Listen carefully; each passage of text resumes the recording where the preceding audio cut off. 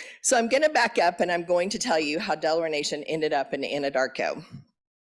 The Delawares had been on the East Coast for 76 generations before contact with the Europeans, as evidenced by our Walam Olam, which is the notch sticks that we used. And the West Virginia connection is the Kanawha River was used as our trade route. And I'm sure there was some hunting and fishing and camping going on there on the Kanawha River because it connects to the Ohio River. And so, but also we were up in Pennsylvania, and in 1682, Chief Tammany signed a peace treaty with William Penn. And the treaty was an agreement that their people would live in perpetual peace. As Faith Keeper said last night, you know, peace is what we always need. And so we were all supposed to live in perpetual peace. It didn't happen though. In 1737, the walking purchase happened and we lost 1,200 square miles of land. And so in 1778, we signed the first treaty with the United States, the newly formed United States, and the Delawares were to have a state. We were to have an Indian state and representation in Congress. Of course, that never happened. And then in 1782, 90 Christian Delawares were murdered at Gannatahutten. And in 1784, the removal started. So one map shows us going through West Virginia, Kentucky, Missouri, and meeting up with the Shawnee at Cape Girardeau. And another map shows us going a different way. So I'm pretty sure we went through West Virginia, but I don't know. But 90 men, women, and children left the main group and set off south to Arkansas. We were then referred to as absentee Delawares. So at Cape Girardeau, they wanted us to become Cherokee citizens, and 90 of our citizens said no, and they took off to Arkansas. Going by oral history in our tribe, we met up with the Caddos in Arkansas and lived with them. However, that is not quite true. We were united with other Indians from the US, the Shawnee, the Kickapoo, the Quapaw, the Choctaw, the Biloxi, the Lawani, and the Hookatuki, I'm sorry, this is in Alabama and Coshada. And so we lived with them until 1820, and we had worn out our welcome in Arkansas and were moved to Spanish Texas. Once we were in Spanish Texas, there was a lot of things that went on with Sam Houston and a lot of the generals. So then we were later moved to the Brazos Reserves with the Wichitas. And in 1859, a large group of Texas citizens were planning on attacking the Brazos Reserves and basically killing us. So we were moved to the Wichita Reserve on the unassigned lands. And the Wichita Reserve is along the Wichita River in Oklahoma, which is now called the Wichita-Caddo Delaware lands. And so that's where we were moved to. And that was the original Wichita lands, which they seceded to the government, and it became unassigned lands. And now we have 2,600 acres that we share with the Wichitas and the Caddos. And I will just tell you, 3 sovereigns trying to share 2,600 acres is a very, sometimes it can be good, sometimes it can be bad. Let's just put it that way. And in 1901, when allotments were given out, they were given to Caddos or Wichitas. We have no Delaware allotments. We were either categorized as Caddos or Delawares. And that's very sad for us, because when we want to purchase allotted land, we can't, because the other tribes have the first right to purchase, and they usually do. And when our elders pass away. So that's the short of how we ended up there in Oklahoma. And as a tribe, we were doing things to survive until the Oklahoma Indian Reorganization Act happened in 1970. I want to say it was 1973, because we did our Constitution in 1973. So in 1973, that's when we voted on our Constitution, and we were able to establish that we were part of the Oklahoma Indian Reorganization Act. And then we had of course, this everybody's going to kind of laugh about this, but we had a bingo hall, and we did bingo for economic development. And that's how we had money. We were able to run our tribe other than grants. And then in 2006, we opened our first casino in Anadarko. It's called Gold River. And with proceeds from that, we were able to open another casino in 2012 in Hinton, Oklahoma. And with proceeds from that, we were able to fund our economic development, which is Delaware Nation Industries, and it's an IT 8A company. And we do a lot of IT 8A business, and we have contracts all over the world, some of them including the Department of State. We do security for the embassies, the Department of Navy, the Marines, and the Army. And with the proceeds from our company, from our 8A company, we were able to fund our education. We pay, if you're Pell ineligible, you receive $6,000 a semester to go to college. And if you're Pell eligible, you receive $3,000. We raised our funeral amount from $6,500 to $10,000 because people do not plan for a funeral. And we also have an elder card that we put a certain amount, a percentage on every year, so our elders can go buy glasses and hearing aids and anything they need. And that was something that we did. We did that last year. So I'm going to talk a little bit about when I am the first woman elected president, and we did have a woman in 1942 or 1948 to 1952, and she was appointed by the council. Being elected is the whole general council, the whole general council elected me. And so it was an honor to be the first woman elected. And I won by a landslide the first time, and I won by a landslide the second time. And I really, thank you. I really don't think it was, I think I was at the right time at the right place, and I think it was timing. I had a lot of good ideas, and we implemented those ideas, and actually I thought they were great ideas, but you know, when you're in leadership, you find out some of your ideas aren't that great. But anyway, so we'll just say I had good ideas, but anyway, and there was a lot of things that we had. Our morale at the office was horrible, and I helped with change the morale. I let the employees help write the policies and procedures, which helped a whole lot. And I think a lot of times as a leader, we get in there and we think we're just going to change everything, and that doesn't work. I mean, we have a lot of problems that you do at the university, we have at the tribal offices. And so, I'm sorry, I just completely forgot what I was going to say. So going in and working, it was difficult because being the first woman, it was really hard. And people thought, oh, this is going to be fun and exciting. It really wasn't, because even though we're a matriarchal society, men had ran our tribe for a long time. And guys, I'm saying nothing bad about you. Really, I'm not. They did a great job. But you know, it was difficult because I would have people that would call and they would say, can I speak to your boss? They'd ask for the president and ask me if they could speak to my boss. And I'd say, I am the boss. And so they would, well, no, you're a big boss. Well, God, I mean, I don't know. So anyway, that was some of the things I went through.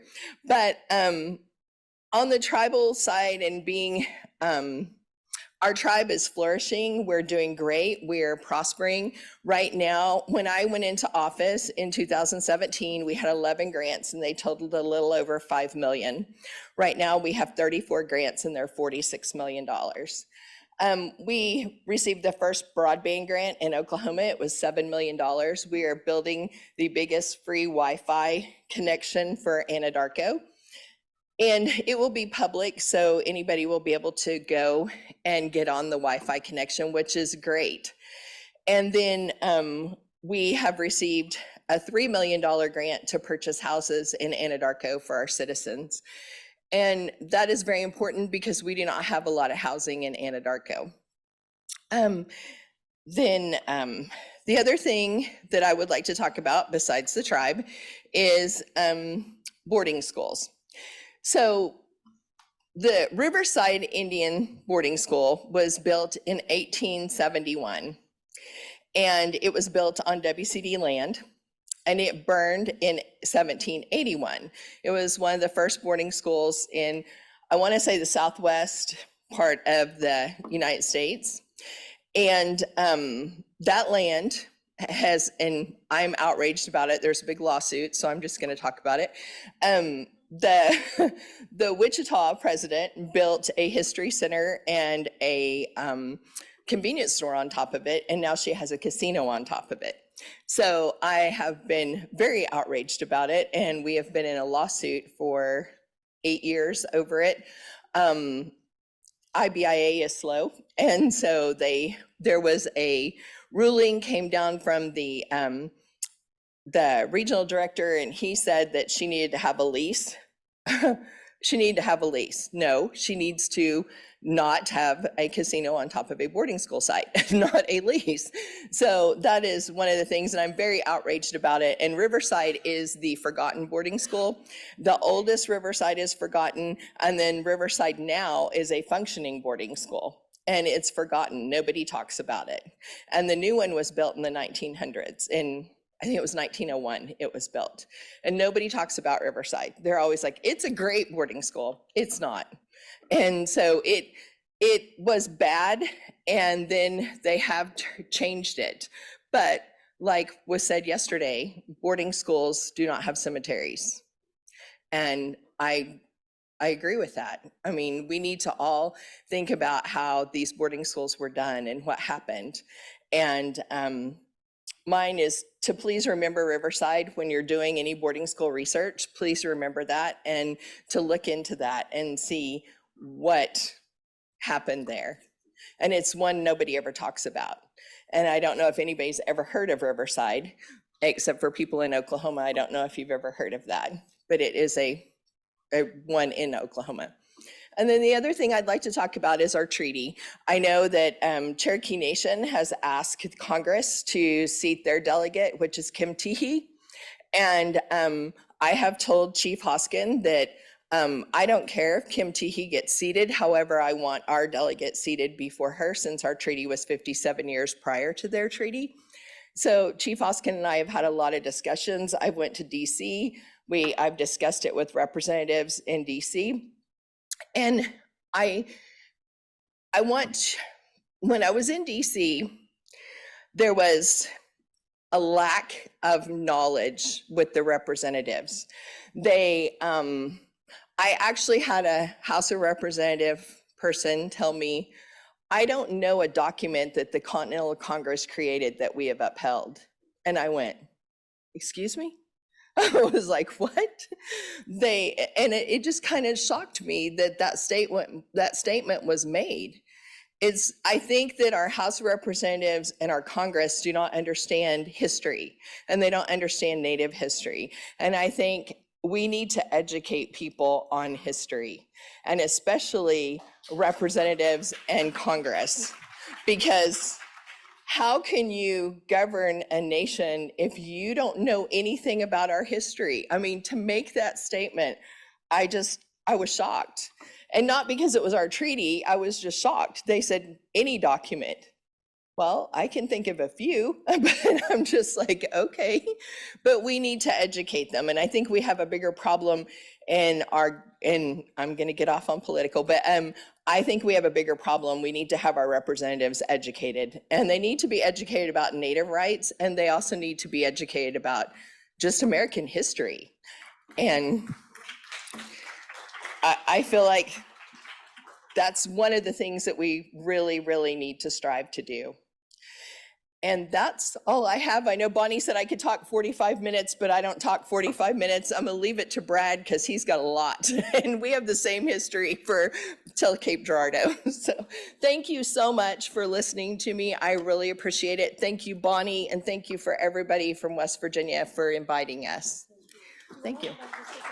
Sure. Some questions? No. Thanks. Let me mention to our in-house audience, these yellow cards are on your banquet tables, And if you have a question that you would like to ask, if you would write your question down on the yellow card, and you can take it over to Jennifer, Dr. Jennifer Thornton. She's waving her hand. She's our Q&A moderator, and we want you to do this because Jennifer has a microphone over there, and that way our Zoom audience can hear the questions as well. So that's important. And if you absolutely want to ask your own question, you can go on over, and Jennifer will hand over the mic. But there's a 30-minute time limit on questions, so meaning you don't get long-winded. Faithkeeper Lyons told us that last night when he was taking Q&A. He said, no statements, only questions, so he can call the shots. So does anyone here in our ballroom audience have a question for President Dotson before we move on to our next presenter? Okay. Ron Allen, citizen extraordinaire here in Morgantown. He's got a question. Ron Allen, that's about it. I have a question. Sure. You just hit on something that is important to me, is the fact that in our schools today, let me back up. I'm sorry, I'm getting ready to make a statement. Uh-oh, okay. So I'm going to back up and ask a question. What is your plan to go about educating our Congress? We need to educate, actually, in West Virginia, our state legislatures. I'd like to know, how do we go about doing that? I would say that you meet with as many of them as possible and you educate them, see if you can have luncheons, talk to them. Chief Kilscrow and I will be in Pennsylvania on Thursday speaking to the Pennsylvania House of Representatives to educate them. There's 30 House of Representatives that are representatives that are coming to a luncheon, and we're going to educate them on our tribes. And so I would say to invite them to a luncheon and educate them, tell them history. I mean, that's the only thing I can think of and the only plan. And if we have to do it with every state, we have to do it. We have to get out there and do it. Good question. Hi, I'm Caro Elliott. I am an AmeriCorps member serving with the Appalachian Forest National Heritage Area, working on. Oh, sorry, sorry about that. So I'm an AmeriCorps member serving with the Appalachian Forest National Heritage Area, working on a project to collect stories from the history of the United States, creating a more full history. What have been some of like the successful moments you've had in educating? What are some of the things that you think, I mean, and this is kind of a repeat of the previous question, but what are some of the like strategies, things you find hopeful, things you find successful? I think it's when you educate someone and they say, I didn't know that. I didn't know you signed the first treaty. I didn't know there was a treaty before, a certain treaty. And I didn't know that we promised you that you would have a state, that we would have a 14th state. And I think and then they say, we'll look into it. We'll have people look into that. And I think that's a success, because just getting someone to listen to you and to hear what you're saying, because you can speak to a lot of people, but they really don't hear you, and that they hear and they're absorbing it. I think that's a big success. Was there one more? Yeah, so we have a question. Would you please describe how the transmission of cultural knowledge, so perhaps ceremonies or language, is being supported? In our tribe? Yes. We have committees that work on that, and we also have to support it financially. So we do spend a lot of time and a lot of manpower to do that. That is very important to us. And we have meetings every week. We have elders that I was just complaining last night about some elders, but we have elders that come every week and they meet and talk about culture and what we're going to do and how we're going to get it to the youth. So thank you for taking those questions. Deborah, before you leave the stage, would you mind stepping to your left a little bit? I want everyone to see this amazing ribbon dress that Deborah had made. It's got the flying WV on it, the logo for West Virginia University. It's got our gold and blue colors. So I just have to hand it off to her. And the ribbon skirt she wore yesterday had an applique of the Mountaineer on it. So I guess full disclosure, Deborah happens to be married to a West Virginia boy. So I guess the gold and blue runs in Oklahoma as well. So yeah, thank you, Deborah. You look lovely, and thank you for your wonderful talk. Appreciate it. Thank you.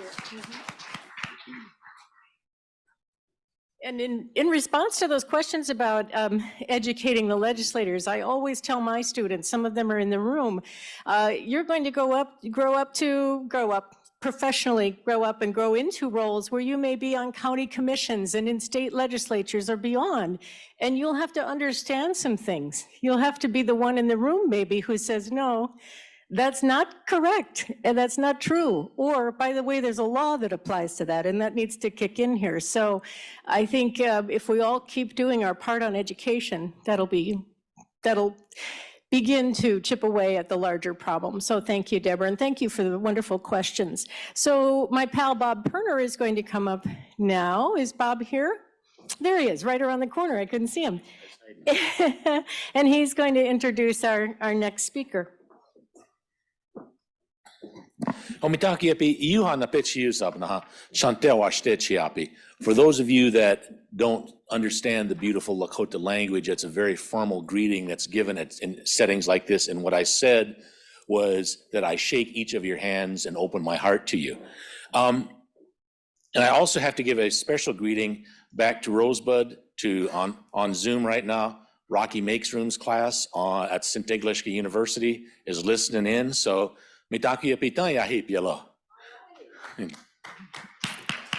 so, and I think, as Deborah talked about, and I think you're going to hear this over and over again, that for the tribal nations, these treaties are living documents. They're important. Every tribal nation knows which treaty belongs to them and what rights come to them. And it's only in the last 30 or 40 years, I believe, that the tribal nations have really begun to understand the power and the sovereignty that they have in those treaties and in the United States Constitution. And I have to say something, in the late 60s, early 70s, I was just a kid, but a lot of this renaissance that's happening in Indian country was because of guys like Oren Lyons that were out there just raising hell all over the nation. From Alcatraz to Washington, D.C., there were people that put all these things in motion. And all of a sudden you see universities that have Native American studies departments. I mean, in South Dakota, where we have all these natives, we didn't have a Native American studies department at the University of South Dakota until the 1970s. And it was because of people like you, Oren, that were out there saying, hey, we need to do something like this.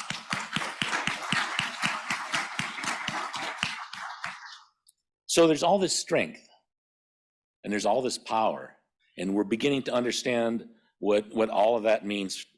And I get the privilege and honor of introducing to you Chief Brad Kilscrow. Chief Kilscrow is a member of the Lenape and Lakota tribes, and his parents are Anthony and Linda Weaver Kilscrow. On his Lenape side, he is a descendant of Mary Elizabeth Randall Journeycake Weaver. His great-grandparents were Basil Weaver and Jesse Thomas. On his Lakota side, he is a descendant of Chief Kilscrow Indian and Big Belly. He was raised in Pawhuska, Oklahoma. He attended Bacone College on a basketball scholarship. And when he gets up here, you'll understand. you'll see how that came about. He joined the U.S. Navy. He's a Navy veteran. He served in the Persian Gulf on an aircraft carrier. After that, he worked in law enforcement in 2002 to 2011, and he's a graduate of the Federal Law Enforcement Training Center done by the Bureau of Indian Affairs. For the past 7 years, he's been employed by the Tonkawa Tribe of Oklahoma as director of their Indian Community Development Block Grant Program. During that time, the Tonkawa tribe received federal grant funds for economic development projects that included construction of a truck stop, a convenience store, an RV park, and a motel. Other projects he oversaw included housing rehabilitation, mold removal, and emergency construction of a sewer system. It is his duty to provide leadership and maintain tribal culture and values, providing services to tribal members and ensuring a viable future through economic development.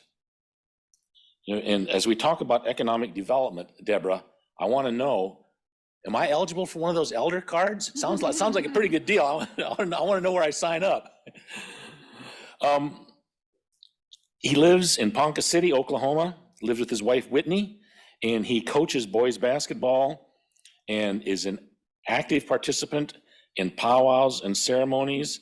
And he has served as the master of ceremonies for the annual Delaware powwow for the past 12 years. So I'd like to bring up Chief Brad Kilscrow. Kari Wichakta.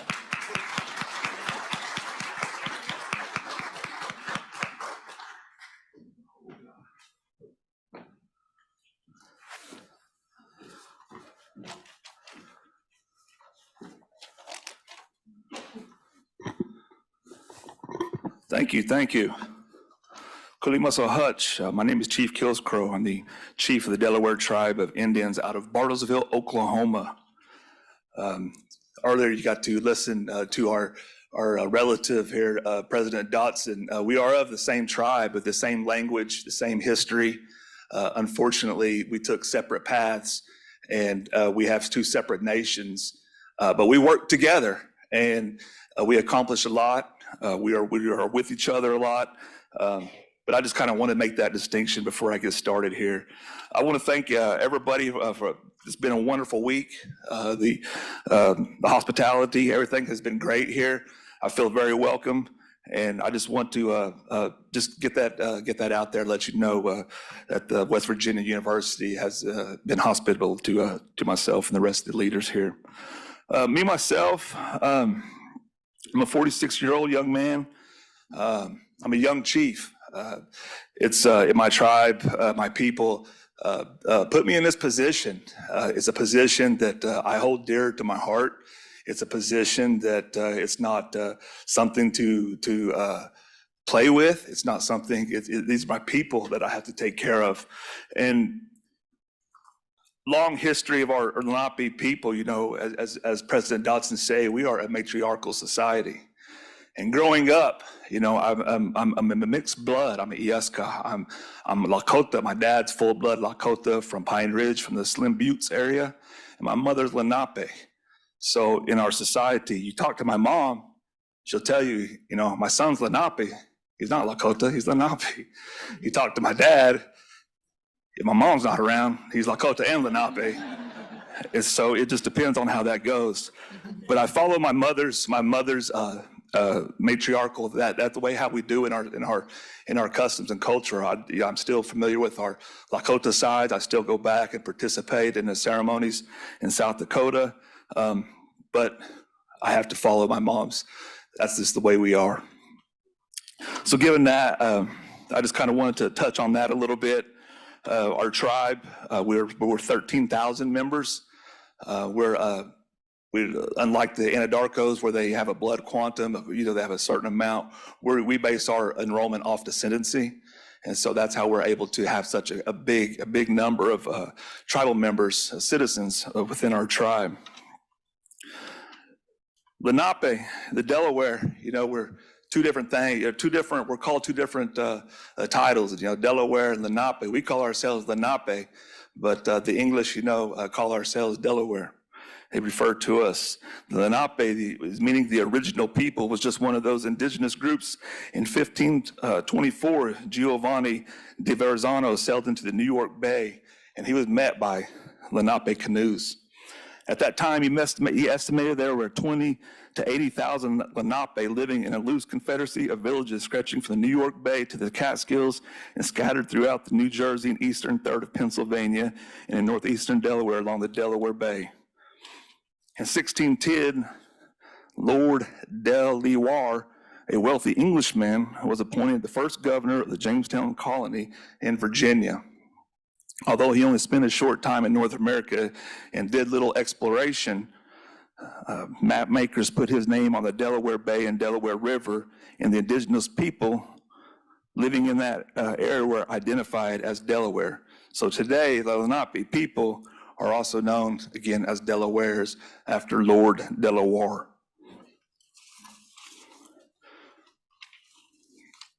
You know, I got a whole lot of notes here and things here, but after I was reading up here, and it says the connection to place. And after I listened to Elder Orrin Lyons talk last night, and when I came into this position as chief of my tribe, we had no idea that our ancestors were being dug up on the East Coast. We had no idea that the graves were being desecrated, and to the extent that people were housing, you know, our ancestors in their basements. Universities were hosting them and having them in their archives. And so we worked very, very diligently to get those ancestors back. And we just had a big repatriation in Pennsylvania for our ancestors and to put them back and to reintern them back into earth. At that time, it was in Pennsylvania, was my first time to ever step foot in the homelands. And growing up as a young boy, listening to the stories from my elders and from my folks, you know, they talk about these giant trees, they talk about these canoes, these waterways, these giant hills, you know, and a lot of the stories that have been passed down. I don't know if many of y'all have been to Oklahoma, but it's not a destination. There's a reason why the federal government put us there, because there's not a whole lot there. And so growing up as a young boy, hearing all these stories, you know, they were kind of like fairy tales, because I couldn't put them together. You know, I'd walk outside in Oklahoma and it's just, you know, Oklahoma. And I don't get to see these giant trees, what they're talking about, what my elders, you know, are talking, and it didn't make sense. But the first time I came back for that repatriation and the work that we were doing, I stepped foot. They took me to the Delaware Water Gap, where we was our strong area where our Lenape people lived. And at that time, when I was on the water, at the Water Gap, I felt what the stories that I've been told. I seen it with my own eyes, what they were talking about, and it all made sense at that time. And as a man, you know, it brought me to tears because I could see it. I could see where the canoes would go. I could see where our people hunted. I see the paths. I see the huge giant trees. And it was a life-changing moment, because I knew that I belonged. My ancestors lived on this land, and I belonged to this land that they had so much took care of for many, many years. I just wanted to share that little personal story with you about my connection to the land, about my connection. I've never seen Pennsylvania until that one time, and when I was there, I felt at home. I felt my ancestors welcoming me back to the homelands. So every time I have an opportunity to come back out here east, I jump on it quickly. West Virginia, we had, like President Dotson said, you know, we had some fishing. We had some things in this area too.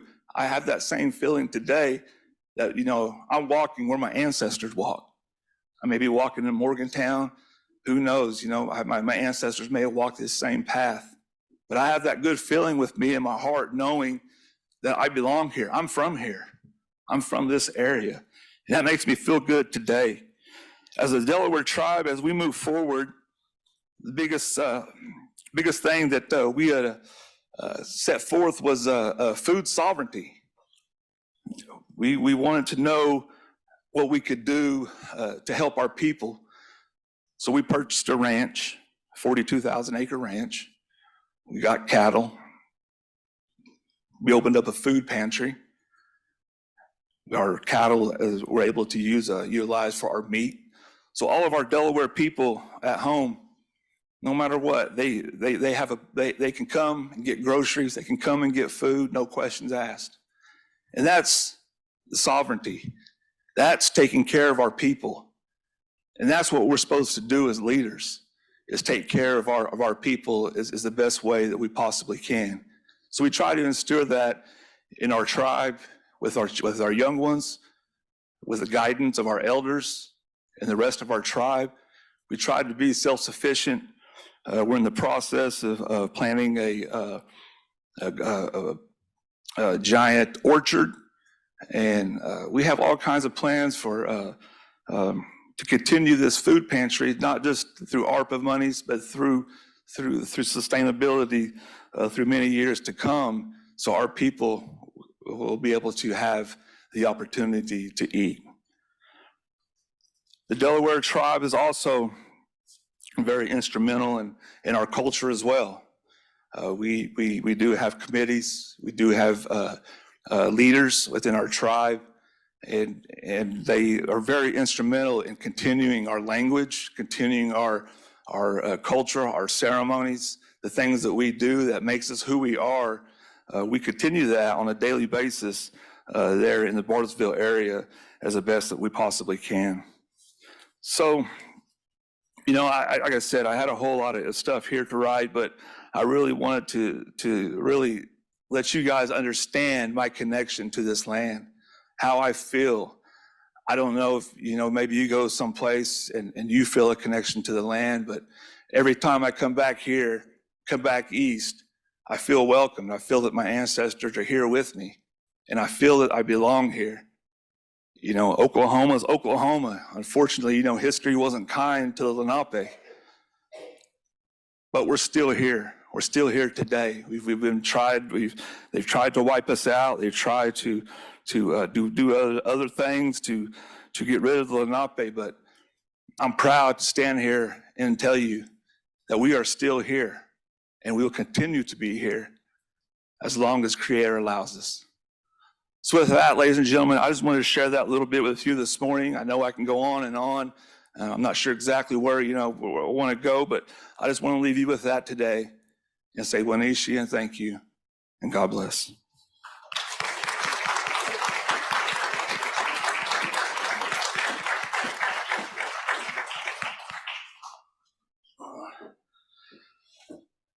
Yep.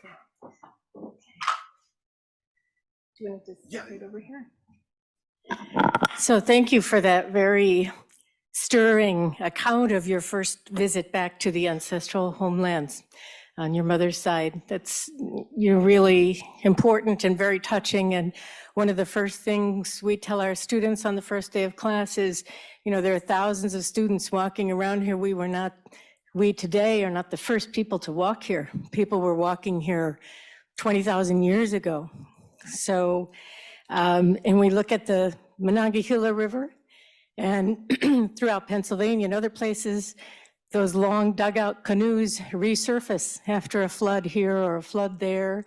Some of them are 1,000 years old, 3,000 years old around the country. It's quite, quite amazing. So I have a little presentation here for Chief Kilscrow.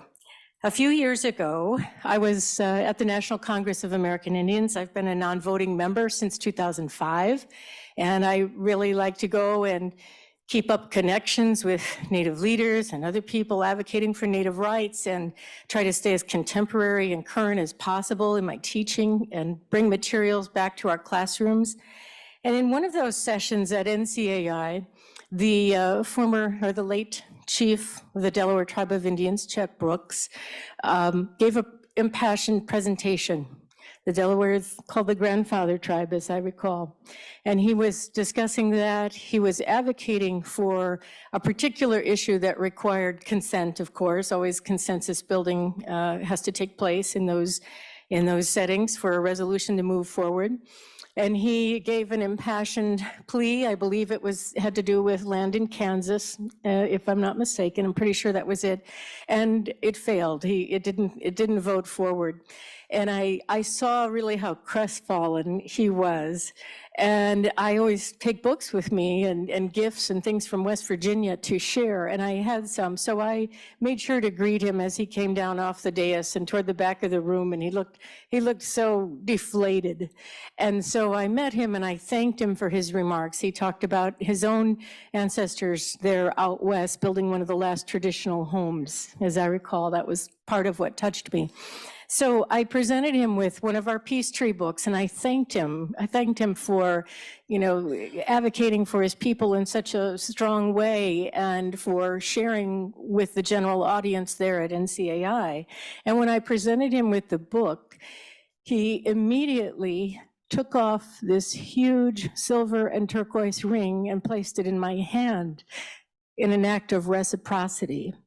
And of course, I knew enough protocol to know that I shouldn't say, oh, I can't take that, or that's too much, or I'm just giving you a little book or something like that. So I said, this is an amazing gift. And he said, that's the Indian way. If we're given something, we give back. And so I decided, since we have the current chief of Delaware Tribe here, I'd been wanting to pass this along to perhaps a young male leader in some of our classes, a Delaware student perhaps, and that just didn't happen. So I discussed this with Chief Kilscrow ahead of time, and I want to present him with Chief Chet Brooks' ring and thank him for his current leadership and for taking on the mentorship of Chief Brooks and keeping that strong legacy of leadership going forward.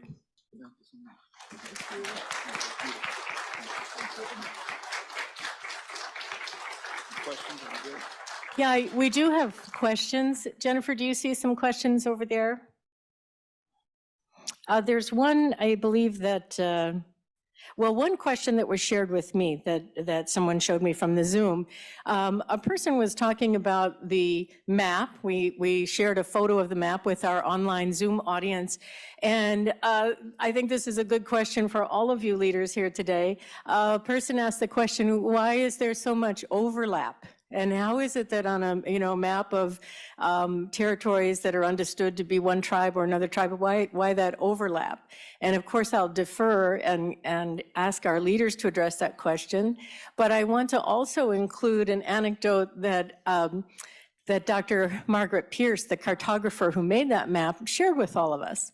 She took our class up to Mason-Dixon Park, just north of Morgantown. And many of the locals here know Mason-Dixon Park. It's a beautiful spot. And that's the end of the line for the Mason-Dixon survey. That's where their last stone marker was erected. And you can go out there, you see where they mark the other chains, as they call it, the distance, surveying that Mason-Dixon line in the mid-1750s. And we looked at the journals of Mason and Dixon, and they describe in there, and I think this is interesting with Brad standing here, they describe among the Indian guides who were guiding them westward as they surveyed all the way across Pennsylvania and out to this part of the country, the tallest Indian man, or the tallest man they'd ever seen. And I thought, okay, that would be interesting to think about those. I think one was English and one was Scottish, maybe. The tallest man they'd seen could have been super tall or maybe not that tall, we don't know. But here's the thing, Mason and Dixon wanted those Delaware and Seneca guides to continue taking them westward. Now, Dunkard Creek at its widest point is probably half as wide as this room. And the Seneca and Delaware guides said, we will not take you past the third crossing of Dunkard's Creek.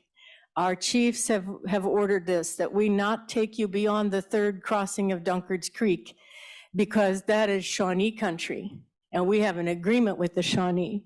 So the third crossing of Dunkard's Creek, just a little, serpentine creek, just north of Morgantown, that was an understood boundary back in the 1750s and for who knows how long prior to that. So that's my little anecdote that I enjoy thinking about when we talk about overlapping territories, the myths of hunting grounds, the realities of hunting grounds, and then the understood boundaries of one nation's territory and another's. So I'll turn this over to you, Brad, if you want to answer that question about understandings about overlapping ancestral territories. And Catherine, as a historian, I'm sure will want to address that as well, perhaps. So. Sure, I believe, I think some of the overlapping could, so many historians throughout the years may have not always gotten it right, and history has not always been written right. So maybe the territorials of different tribes, different nations have maybe the boundaries that have not always been what you see in textbooks today. But they were known back then. The tribes knew where their areas were. We knew where we're supposed to go. We knew what was ours. We didn't have an understanding of land, of this is our land, or this is our air, this is our water, until the Europeans came over and made that to us. So I believe, like I said, I think with history, those type of things, the overlapping, it could have been a series of different things. Would be my guess. We have a question. We have a question over there with the moderator. I guess I'm Barb Howe. I'm a historian, so. No apology needed. Thank you. But with Cherokee roots. Anyway, this is not so much a question as to let you all know that there is a group in West Virginia called the West Virginia Coalition for Truth in History. We are gearing up again for the legislative session. If you're a West Virginian, you know what that means, starting in January for 60 days. You'd better be aware of what's happening. Ron Allen, who was up here before, Ron, raise your hand again.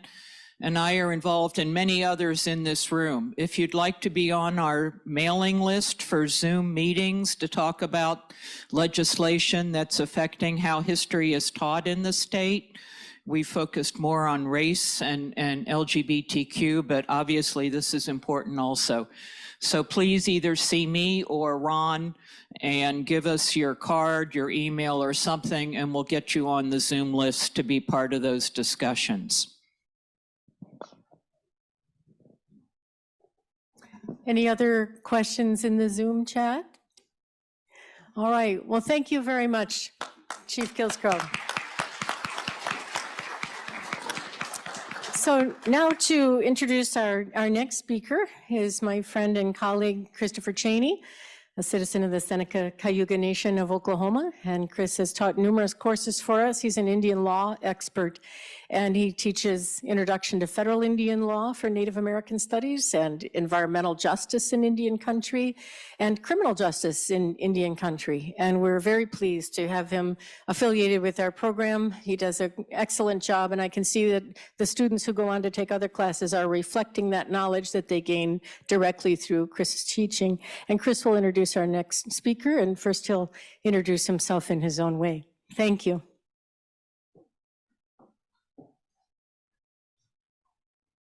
Thank you, Bonnie. I appreciate the opportunity to be here.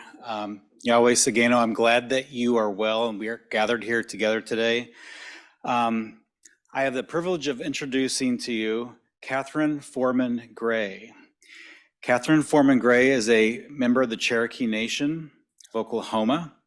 She is a graduate at the University of Arkansas and has been employed as a history and preservation officer for the Cherokee Nation in Oklahoma for over 10 years. Previously, she worked as an archivist for the Cherokee Nation Cultural Tourism Department and as a former park ranger for the Fort Smith National Historic Site in Fort Smith, Arkansas. And those of us from Northeast Oklahoma know about the importance of Fort Smith and its relation to the tribes in Eastern Oklahoma, including my own. Catherine was born in Tahlequah, Oklahoma, which is the capital of the Cherokee Nation. She was raised on her great-grandmother's Cherokee allotment in Muskogee County, Oklahoma. She's been a speaker at numerous conferences and events where she enjoys presenting on the outlaw and lawman history of the Cherokee Nation and Indian Territory. Ms. Foreman Gray also serves as one of the tribal historians on the Cherokee Nation's Advisory Committee on History and Culture. She also serves on the board of directors for the U.S. Marshals Museum in Fort Smith, Arkansas, and as the official representative for the Intertribal Council of the Five Civilized Tribes and for the Three Rivers Museum in Muskogee, Oklahoma. She currently consults with museums and institutions across the nation on exhibits and video production relating to the history of the Cherokee Nation, the Five Tribes, and Indian Territory. And with that, I will turn the time over to Catherine Foreman Gray.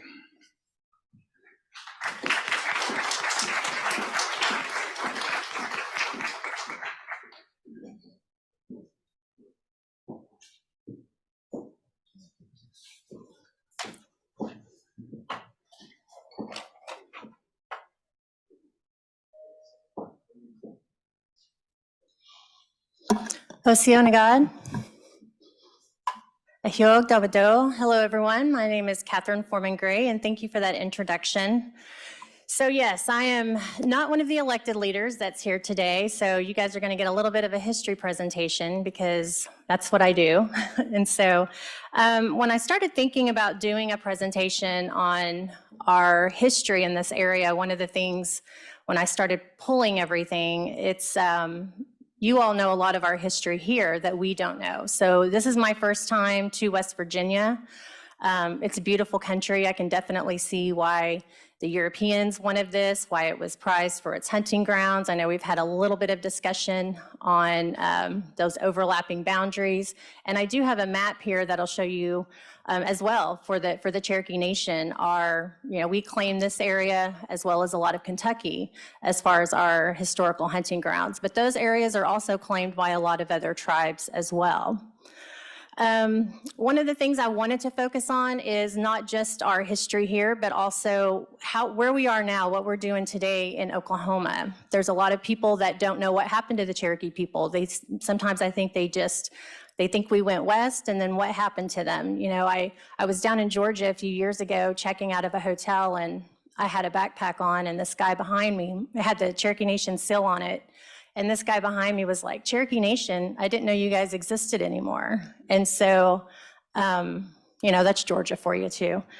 We don't have the best history with them. So, but it's just, people don't realize Oklahoma today, we have 39 federally recognized tribes in the state of Oklahoma. And, they were removing natives there because they didn't want the land. And then what happens later is, there's gold, and then there's, oil. So you got liquid gold. And so here we go again. Everybody starts coming west and wanting more of our lands. And so I will go through a little bit of our history with the Cherokee Nation, but then I also want to talk about the resilience of the Cherokee Nation and just how we have overcome and persevered, and as have a lot of the tribal nations in the state of Oklahoma.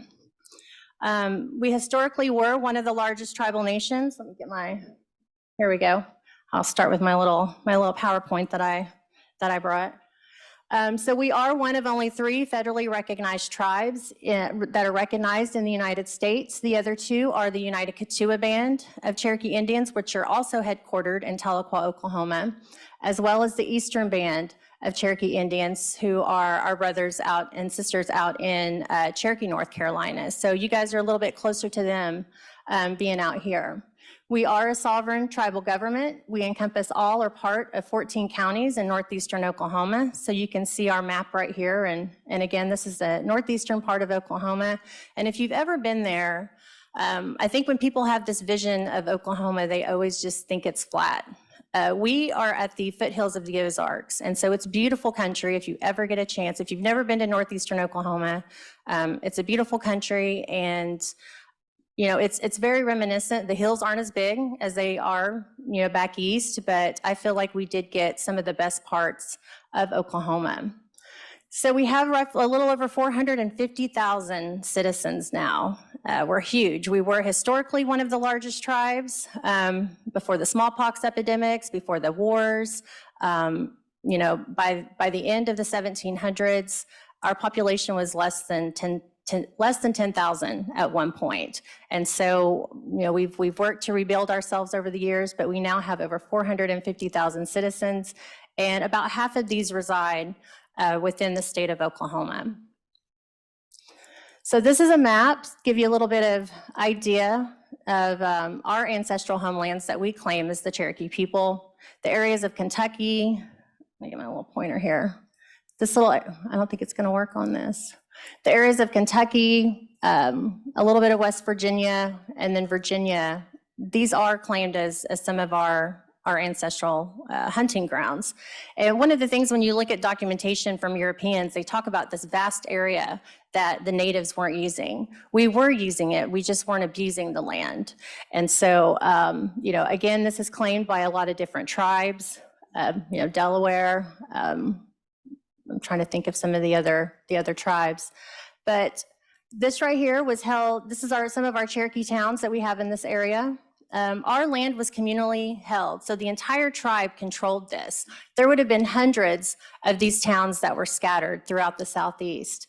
We had approximately 81 million acres. Again, these would become states of Kentucky, Tennessee, Alabama, Georgia, North Carolina, South Carolina, Virginia, and West Virginia. Again, we would have hundreds of these towns and villages. They would have been scattered throughout the present-day U.S. These were all autonomous. They all had their own chiefs. We didn't move towards a centralized political structure until the early 1800s. All of our towns were tied by a matrilineal clan system, our ceremonial structures, our language, and again, these all functioned independently of each other. And it's estimated that at the time of European contact, which is 1540 for the Cherokee, this is when Hernando de Soto will come through. And this is the first documented contact between Cherokees and Europeans. And they say that it was approximately 25 to 30,000 Cherokees who lived in this area at the time. And you can see that the out towns, the overhill towns, those are the ones, those individuals were the ones that were coming over and active here in this West Virginia area, to my understanding. So we do have a matrilineal clan system is how we are organized. I know sometimes when you go out west and you're familiar with some of the Plains tribes, they have a patrilineal. Well, a lot of the Eastern tribes are a matrilineal clan system. So we get our clan from our mother. I am Bird Clan. I feel very fortunate to still have my clan. It's something that can be easily lost. My mother is Bird Clan. My grandmother, who was a Cherokee, first language Cherokee speaker, a full blood, and she was Bird Clan, and it just follows that matrilineal kinship line. I do have 3 boys, and so I'm able to pass that clan down to them. So they are also Bird Clan, but they are unable to pass that down themselves. So unless my children, my boys, marry a Cherokee girl that has her clan as well, then my grandchildren will be clanless. So each clan, these are our 7 clans that we have. They do say that we had roughly 12 to 14 clans. We have a migration story. These aren't our ancestral homelands, according to some historians. So we have a migration story that talks about Cherokees coming from an island in the south that was surrounded by undrinkable water. The island began to tremble, shake, spew fire, and Cherokees embarked north on canoes and roughly 12 to 14 clans at that time. We reach a place here in North America, and this is when we ended up with the 7 clans, which we have today, which are Wolf, Blue Clan, sometimes referred to as Bear Clan, Long Hair, sometimes referred to as Twister, Paint, Bird, Deer, and Wild Potato or Blind Savannah. All of our clans are equal, and none are superior to or more important than the others. And each of these clans had specific roles and responsibilities to each other. The migration story is something that's interesting, I feel like, in our history, because it's not something that all 3 tribes agree on when it comes to the Cherokees. So when I spend some time in the Eastern Band, it's not something that they acknowledge or talk about. But as Cherokees, at least in Oklahoma, we do acknowledge that story. It was something that was recorded by James Mooney. There's a book out that's called Myths of the Cherokees, and he was an American ethnographer that spent a lot of time with the Cherokee people. And he talks about this story. But again, it's not something that the Eastern Band will talk about. So it just goes to show some of the differences between the tribes. So this is a land cession map of the Cherokee people. The one I've circled, number 4 and a little bit of 5 right there, these were land cessions that happened in 1768 and also 1770. And these were the lands that we had here in West Virginia. And I just wanted to kind of throw this map up there so that way everybody had an idea on when we ceded the lands here in West Virginia through 2 separate treaties.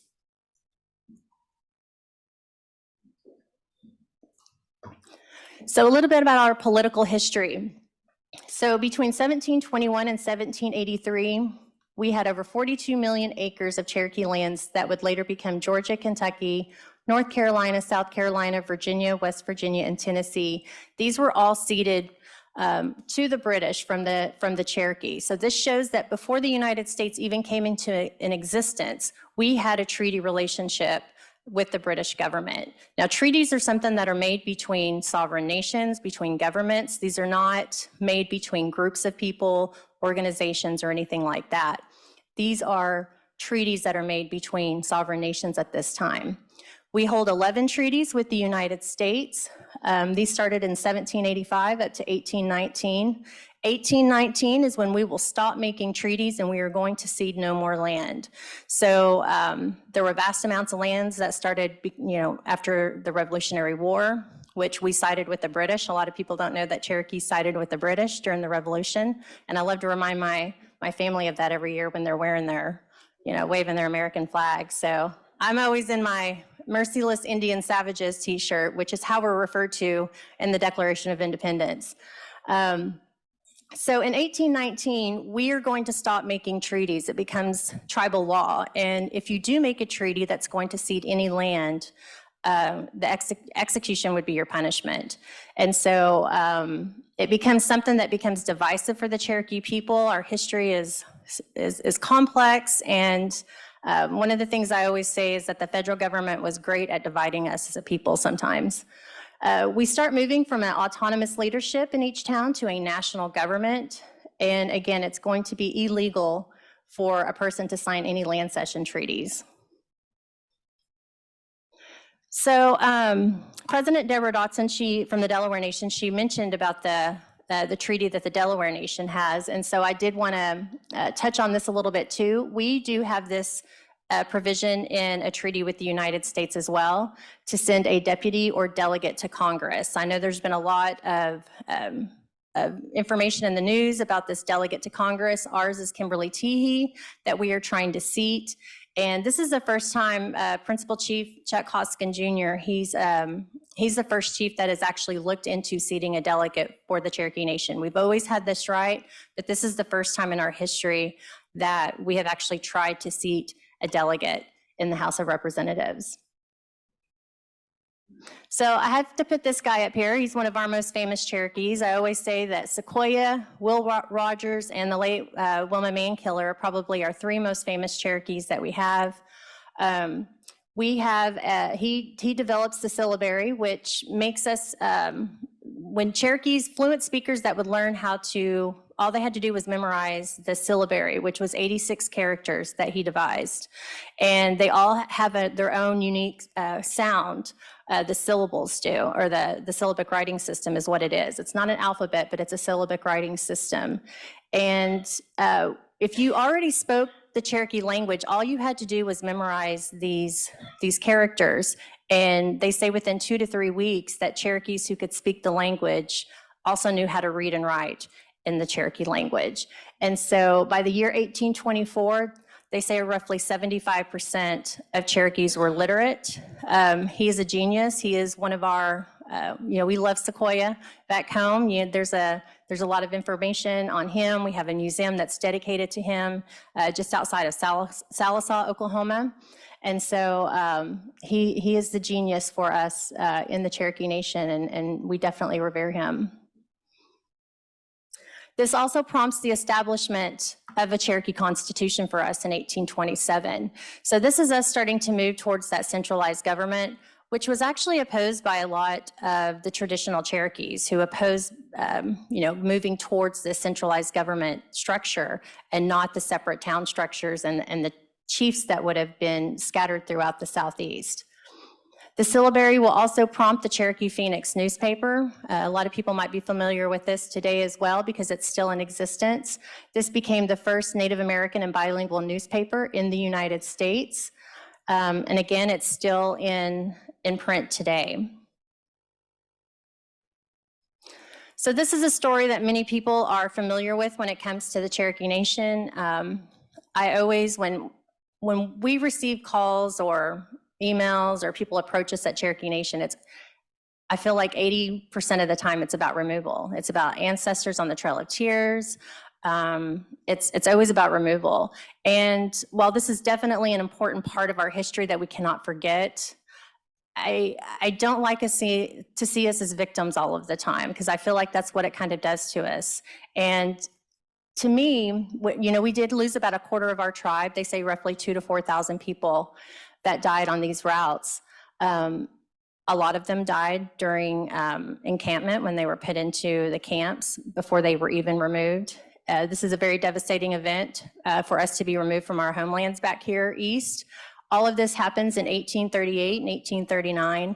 And when you look at the length of some of these journeys that our ancestors are dealing with, leaving in early September and not arriving until March, and undergoing the sickness that happened in the camps, the weather, with some of the harshest winters, there was drought that happened during the roundup, because these people had already been in these camps for months. We were rounded up in March of 1838, and most of our people were not actually sent west until September, October, November, later that year. So there was a lot of people who sat in the camps and became very sick. You have the government who's providing us foods. A lot of the times those supplies were spoiled. And so it's heart-wrenching when you start researching just how many people profit off removal too. And so, and again, it's definitely an important part of our history. We come back and commemorate this. And next week we have the annual Trail of Tears conference that will happen in West Siloam Springs, Oklahoma. And this is something that throughout all of these states that you see us being removed through, Alabama, Mississippi, Arkansas, Tennessee, they all have state chapters. And so every year we will work to rotate and visit some of these different sites that our ancestors traveled during removal. So we get asked a lot about this guy too, right? So why did the Cherokees support Andrew Jackson? So he was a friend of the Cherokees initially. And, we supported him during the War of 1812, the Battle of Horseshoe Bend. And we are bound by treaty at this point. So after the Revolutionary War, we signed that first treaty with the United States.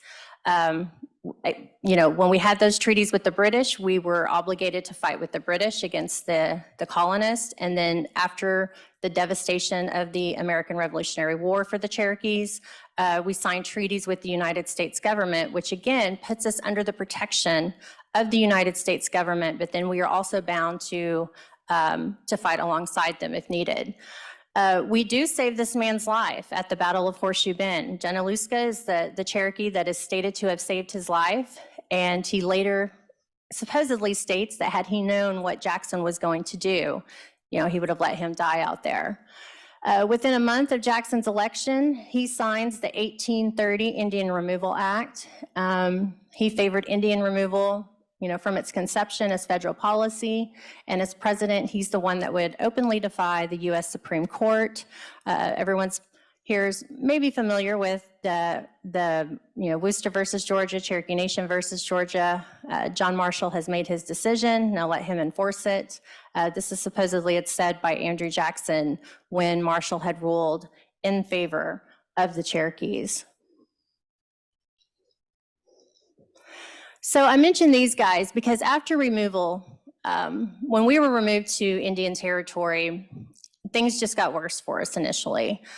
We have what's called the Cherokee Civil War, not to be confused with the American Civil War, but we were fighting with each other. There were deaths that happened, hundreds and hundreds of deaths that happened between what we call the Ross Party and the Treaty Party. So we do have these men who sign an illegal treaty, there's over 30 men, including he's my fourth great grandfather. His name was James Starr Sr. He will also sign this Treaty of New Echota. And what it does is relinquish all of our homelands here in the East. It was an illegal treaty that was signed by a small faction of Cherokees. And again, it cedes all lands in the East for lands in the West. These men will die, except for Stand Watie. He somehow is able to escape being killed. But Major Ridge, John Ridge, and Elias Boudinot, they are all executed, assassinated, murdered, however you want to look at that legal definition of it. But they are all killed June 22nd of 1839, just a few months after the last detachment arrives in Indian Territory. And again, this will spark what's called the Cherokee Civil War for us back home. We don't resolve this until 1846. We finally sign a treaty, everybody is granted amnesty, and we are finally going to start being able to really rebuild. So removal became very divisive because there were people who, the terrorizing that was happening, especially in the state of Georgia, the Georgia militia, the land lotteries that were happening, Georgia was extending its laws over Cherokees who were residing in the north part of Georgia. It became illegal for Cherokees to mine gold on our own lands. We couldn't meet in council. We couldn't testify in court. And so we ended up having to actually move our capital across the state line into Tennessee. So Red Clay is our last capital in the East, right there outside of Chattanooga, Tennessee. And so these men will go and sign an illegal treaty because they felt like removal was inevitable and we needed to just take the best deal that we can get. This is still an issue, not an issue, but this is something we still love to debate today as Cherokees. Many of us descend from both Treaty Party and Ross Party. And when I say Ross Party, I'm referring to Principal Chief John Ross. He is our longest serving Principal Chief. Over 38 years he served as Principal Chief, and he died in 1866, just at the end of the Civil War. And again, I don't know that I can stress just how devastating these events were for us after removal. And so it's going to be 1846 until Cherokees are able to finally start moving on and rebuilding in Indian Territory. And then we'll enter what's called the Golden Era or the Golden Age of the Cherokee people throughout the 1850s. This is when you're going to see a lot of our structures that are being rebuilt. We're going to reestablish our schools, our government. And then what happens? The American Civil War starts in 1861, and we become completely abandoned by the federal government out in Indian Territory. And what that does is allow the Confederacy to come in. A lot of the tribal nations at this time were trying to stay neutral during the American Civil War, but again, it becomes a divisive issue for us. And for us as Cherokees, it was really just opening these wounds once again, because this man that you see here, Stand Watie, he starts, he gets his own regiment together and starts fighting on the side of the Confederacy when we're trying to remain neutral. So again, it becomes a very divisive issue for us during the 1860s. And then finally, we start rebuilding ourselves again after the American Civil War. A lot of people don't realize that the American Civil War was actually more devastating to the Cherokees economically, the amount of death, than the removal was for us. We do start rebuilding ourselves in Indian Territory once again. We start constructing courthouses throughout the Cherokee Nation. We actually have one left. It's the Saline Courthouse. This is the oldest government building in the state of Oklahoma. This is the Cherokee National Supreme Court building. It's now a museum. And we still operate under the same system of checks and balances today. We also had the only prison in Indian Territory. There were a lot of jails, but we were one of the first tribes to start trying to rehabilitate our people who had committed any crimes. And so this was the only one that existed from 1875 till 1901. This is the Cherokee National Prison Museum today. We have this as a museum in downtown Tahlequah. We also reestablished our newspaper. And so it functioned on and off, especially during the American Civil War. Sometimes there would be lack of funds for it. And then it was called the Indian Advocate whenever we moved to to Indian Territory. And it's renamed again today as far, referring back to its original name as the Cherokee Phoenix newspaper. So what I really wanted to focus on is what we do today in the state of Oklahoma. So that was just a little bit of a brief history on the Cherokees, back east, and how we get to the state of Oklahoma. We have what's called allotment in Oklahoma, the push for Oklahoma statehood that happens. As it's mentioned in my bio, I was a former park ranger at the Fort Smith National Historic Site.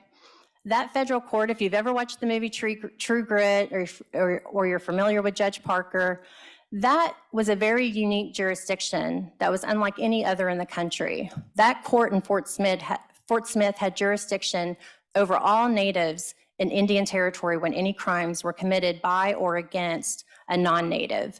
And so it becomes, this push for Oklahoma statehood starts to happen when all of these intruders start coming into Indian Territory. We've heard the land runs, we've seen movies about the land runs. This push for Oklahoma statehood really happens when all of these intruders are let in, with the railroads that start coming into Indian Territory, which a lot of the tribes had fought against. So we have allotment. Oklahoma becomes a state in 1907. This is also very devastating for many of the tribal nations as well. They say within 10 years that 90% of Cherokee lands were out of Cherokee hands. I think we have less than 2% of those lands today that are still with some of the same families in the state of Oklahoma.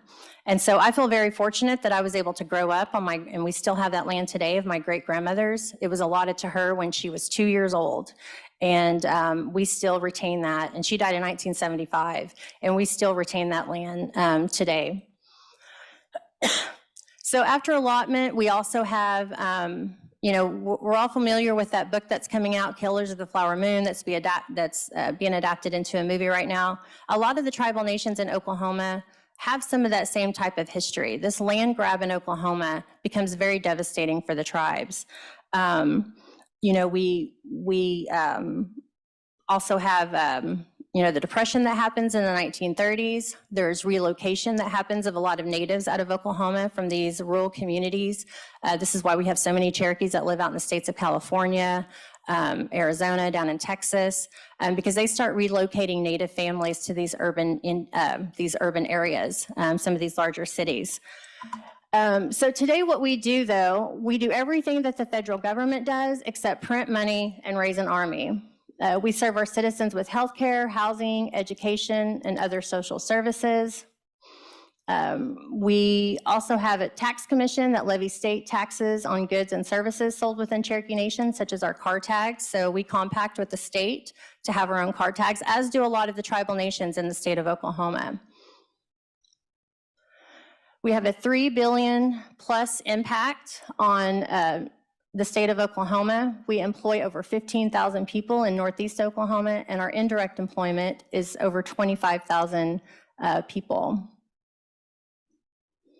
We do run the largest tribal healthcare system in the United States with 11 clinics, a hospital, and more than 1 million patient visits a year. We have 450,000 citizens. So not all of them live in the state of Oklahoma, about half of them do, but we have a lot that are along the borders, Arkansas, Missouri, Kansas, Texas, and a lot of these people will come into the state of Oklahoma and use our tribal health services. And so we're not only servicing Cherokees that are living in the state of Oklahoma, but we're also servicing all of the ones in the surrounding areas, which are fairly large. I think we have roughly 15 to 20,000 Cherokees that live just on that western border there in Arkansas. We give roughly $4 to $5 million annually to schools, and all of this money comes from our car tags. And again, we have repaired and replaced more than thousands of miles of roads and bridges in the state of Oklahoma. We help with, tornado sirens if the community needs it. We're donating cars for police, if a department needs it, a police department. So there's a lot that the tribes do in the state of Oklahoma that the government of the state of Oklahoma doesn't do. I always say that if it wasn't for the tribal nations, that Oklahoma would go completely bankrupt, because there are a lot of times that the tribes are the ones that are filling in the gaps when the state of Oklahoma is not able to.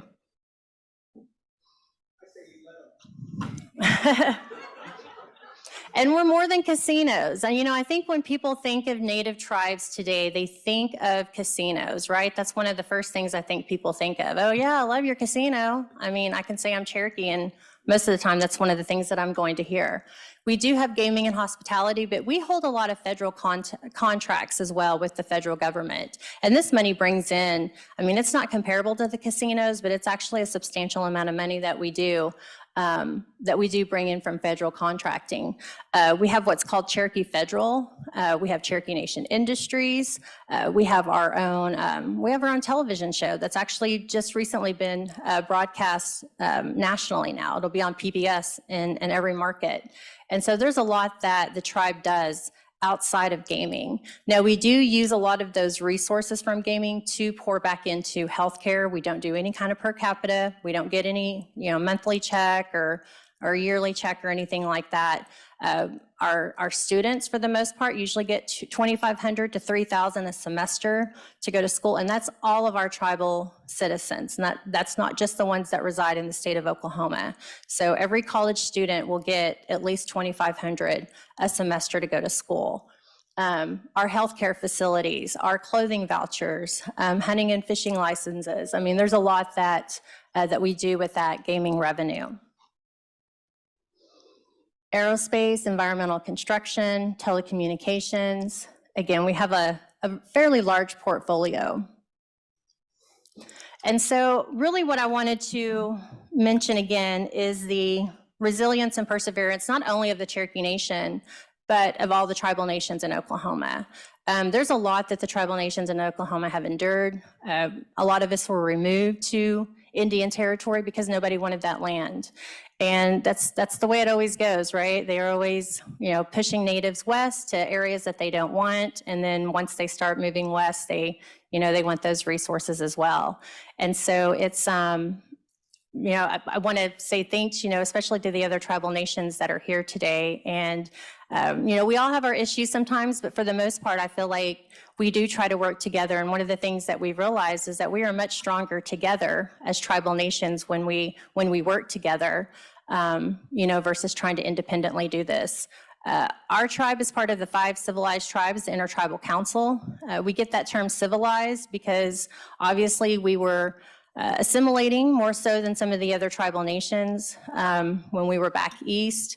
A lot of that is to hold on to our lands. That's really what this push was for us, especially during the early 1800s. We started allowing missionaries to come in. We don't want our children converted as Christians. We want those missionaries to educate our children how to read and write in English, because we knew that, the colonists, the Americans, weren't going anywhere. But yeah, I just want to say thank you all for having me today here at West Virginia University. And again, it's my first time to be here, and it's so beautiful here. So I look forward to exploring the town a little bit more as well. So does anyone have any questions or anything? Okay.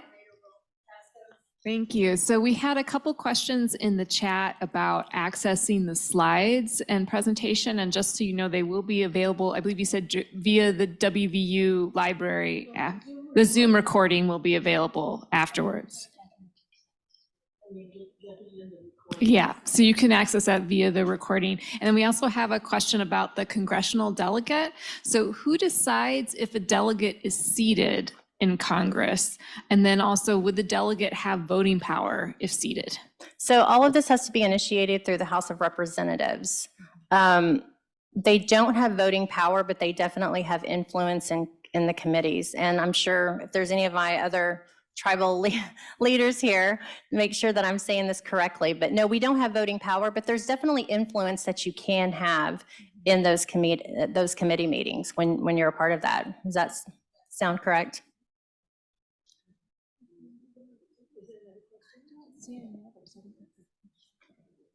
So I was going to say that Principal Chief Hoskins made a beautiful plea towards seating the Cherokee delegate in Congress, and it's available online. You can Google it and find it, and it's stunning oratory, I think. And you've probably watched it as well. And maybe you'd agree with that he makes a very clear point about what was agreed upon and that that agreement should be honored.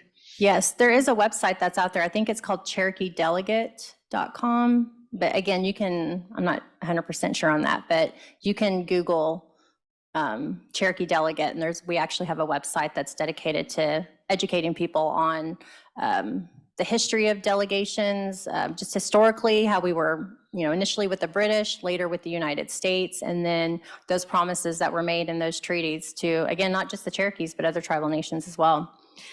I have a couple questions I'll ask you, and we may have some more questions emerge from the audience, but I can remember several years ago being in Cherokee, North Carolina for a gathering and getting an understanding from that, from some of the discussions taking place there, that there was an agreement or a conciliation that occurred between the Eastern Band of Cherokee Indians and Cherokee Nation regarding a few aspects. Do you want to speak at all to relations between those who stayed east and those who went out to Indian Territory and are in Oklahoma today? Anything that you want to comment on about how Just how the Eastern Band came to be, basically, and how we work with them today? If you would, that would be great. Yeah.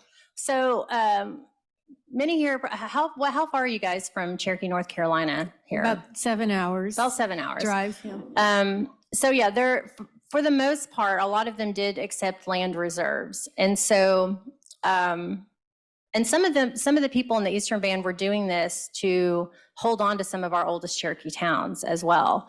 There are a few that would flee up into the mountains. If you've, just like it is here, it's very rugged country if you go up into the Smoky Mountains. So there were a few that would flee up into the mountains. For the most part, and that's where the Army didn't want to go. So for the most part, a lot of the Cherokees specifically, a lot of them in North Georgia, Northeast Alabama, southern part of Tennessee, most all of those Cherokees were rounded up except those who were able to flee or who had accepted land reserves. When they accepted those land reserves, they were made citizens of the state of North Carolina, also the United States.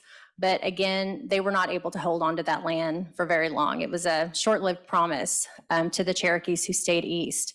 And so for the most part, the majority of us are rounded up or removed west. We do have documentation where some of those Cherokees who were removed west actually left and came right back to the east afterwards.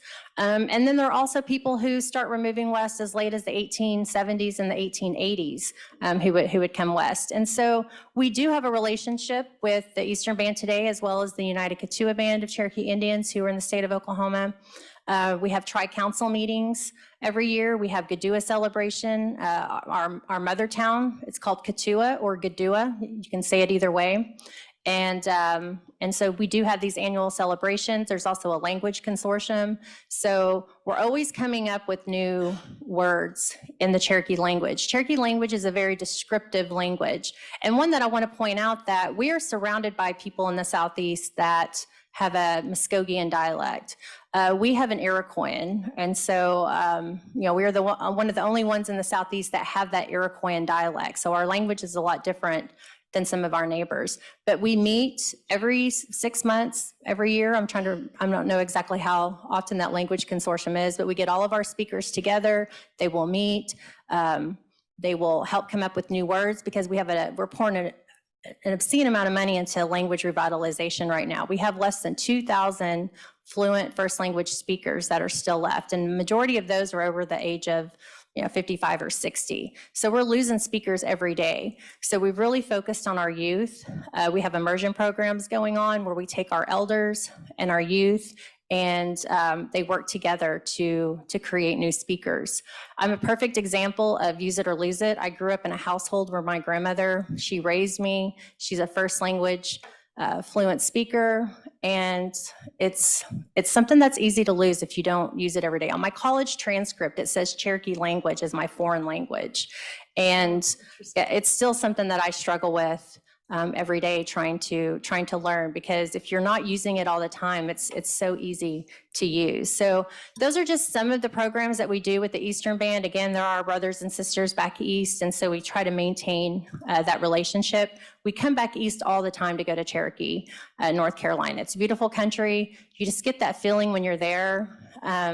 These are our homelands back here, back east. When we look at these mountains, surrounded by all of these streams, and rivers, seeing all of this stuff on a map sometimes and reading about it in history, and then when you're able to go to some of these places that our ancestors had such a strong connection to, it can get very emotional for us when we come back east and see some of these areas. Thank you. Really great explanation, great elaboration. Something that we talked about by phone, Catherine, prior to your visit, was the pervasiveness of people wanting to claim their Cherokee ancestry. And there's sort of the myth that's often used by comedians and so on, that my grandmother was a Cherokee princess, or someone thinks that they misunderstand the difference between having ancestry and having the qualifications for citizenship in the Cherokee Nation as a sovereign nation. Would you kind of spell that out, please? I think that's important for our Zoom audience and for people in here to know, how the Cherokee Nation views these issues. So we get it more than any other tribe. I mean, everybody claims Cherokee more so than any other tribe. We are the best documented of any Indian tribe in the United States. I would argue that to anybody. I work with genealogists. I work at the Cherokee National Research Center, and we have our genealogy department right there. We never had a Cherokee princess. I've looked into where does this come from? Where does this myth of a Cherokee princess come from? My only guess is that when we started trading and started having this treaty relationship with the British, they do designate one of our chiefs as Emperor of the Cherokees. I really don't know where it comes from, and it's always a Cherokee princess. I don't know what happens to Grandpa in any of this, because Grandpa is never mentioned. It's always grandmother, and I'm not sure if that has to go hand in hand with the matrilineal clan system. It becomes a huge issue though for the Cherokee people. There's 3 federally recognized tribes. I forget how many, just in the state of Arkansas. I know there's dozens as far as some of these fraudulent groups.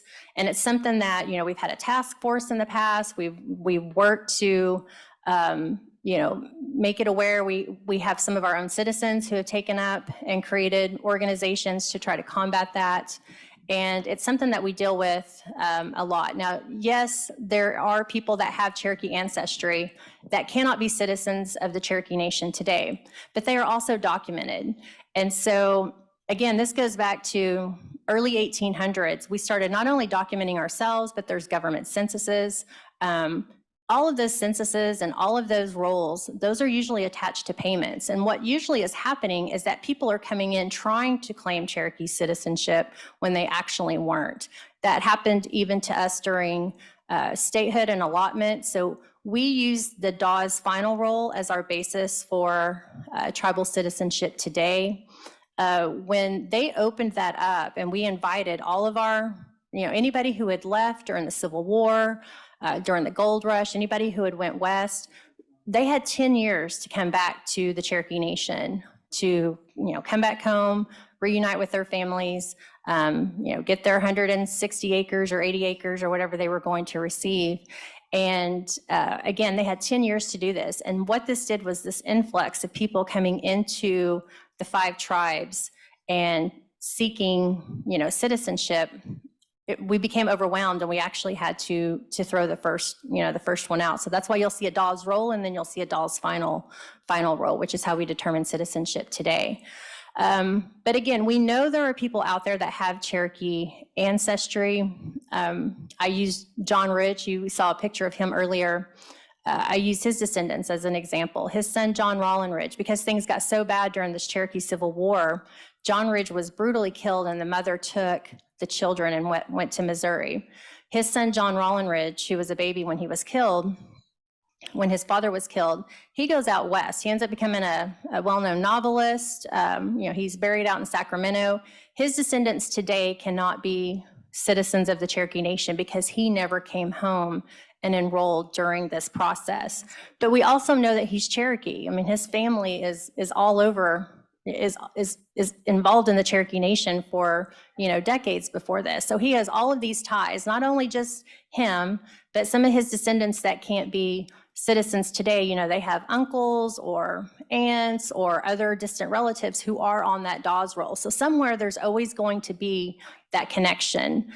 I always joke that Cherokees are descended from the same 5 Cherokee people in history, because we all go back to Downings or Foremans or, we're all Nancy Ward descendants. I mean, there's a ton of us. There's tens of thousands of us Nancy Ward descendants that are out there today. But again, it's the documentation, and I get people get frustrated when they hear about, they can't find that documentation. When they were enrolling our people for, prior to Oklahoma statehood, we had a huge resistance, Nighthawk Katuas, there was all of these movements in some of these different tribes to resist allotment, because we didn't want to have that individual ownership of land. We didn't want the tribe to be broken up. What the Dawes Commission did was actually send field agents out, and they were paid to, just in the Cherokee Nation, there was over 15 field offices. And what they did was pay these people to go out and enroll families who were resisting allotment. I've spoken with a number of our genealogists to say, okay, how many people were missed during allotment? Because we have all these people that come in that claim that their ancestors refused to enroll. For the most part, they got everybody.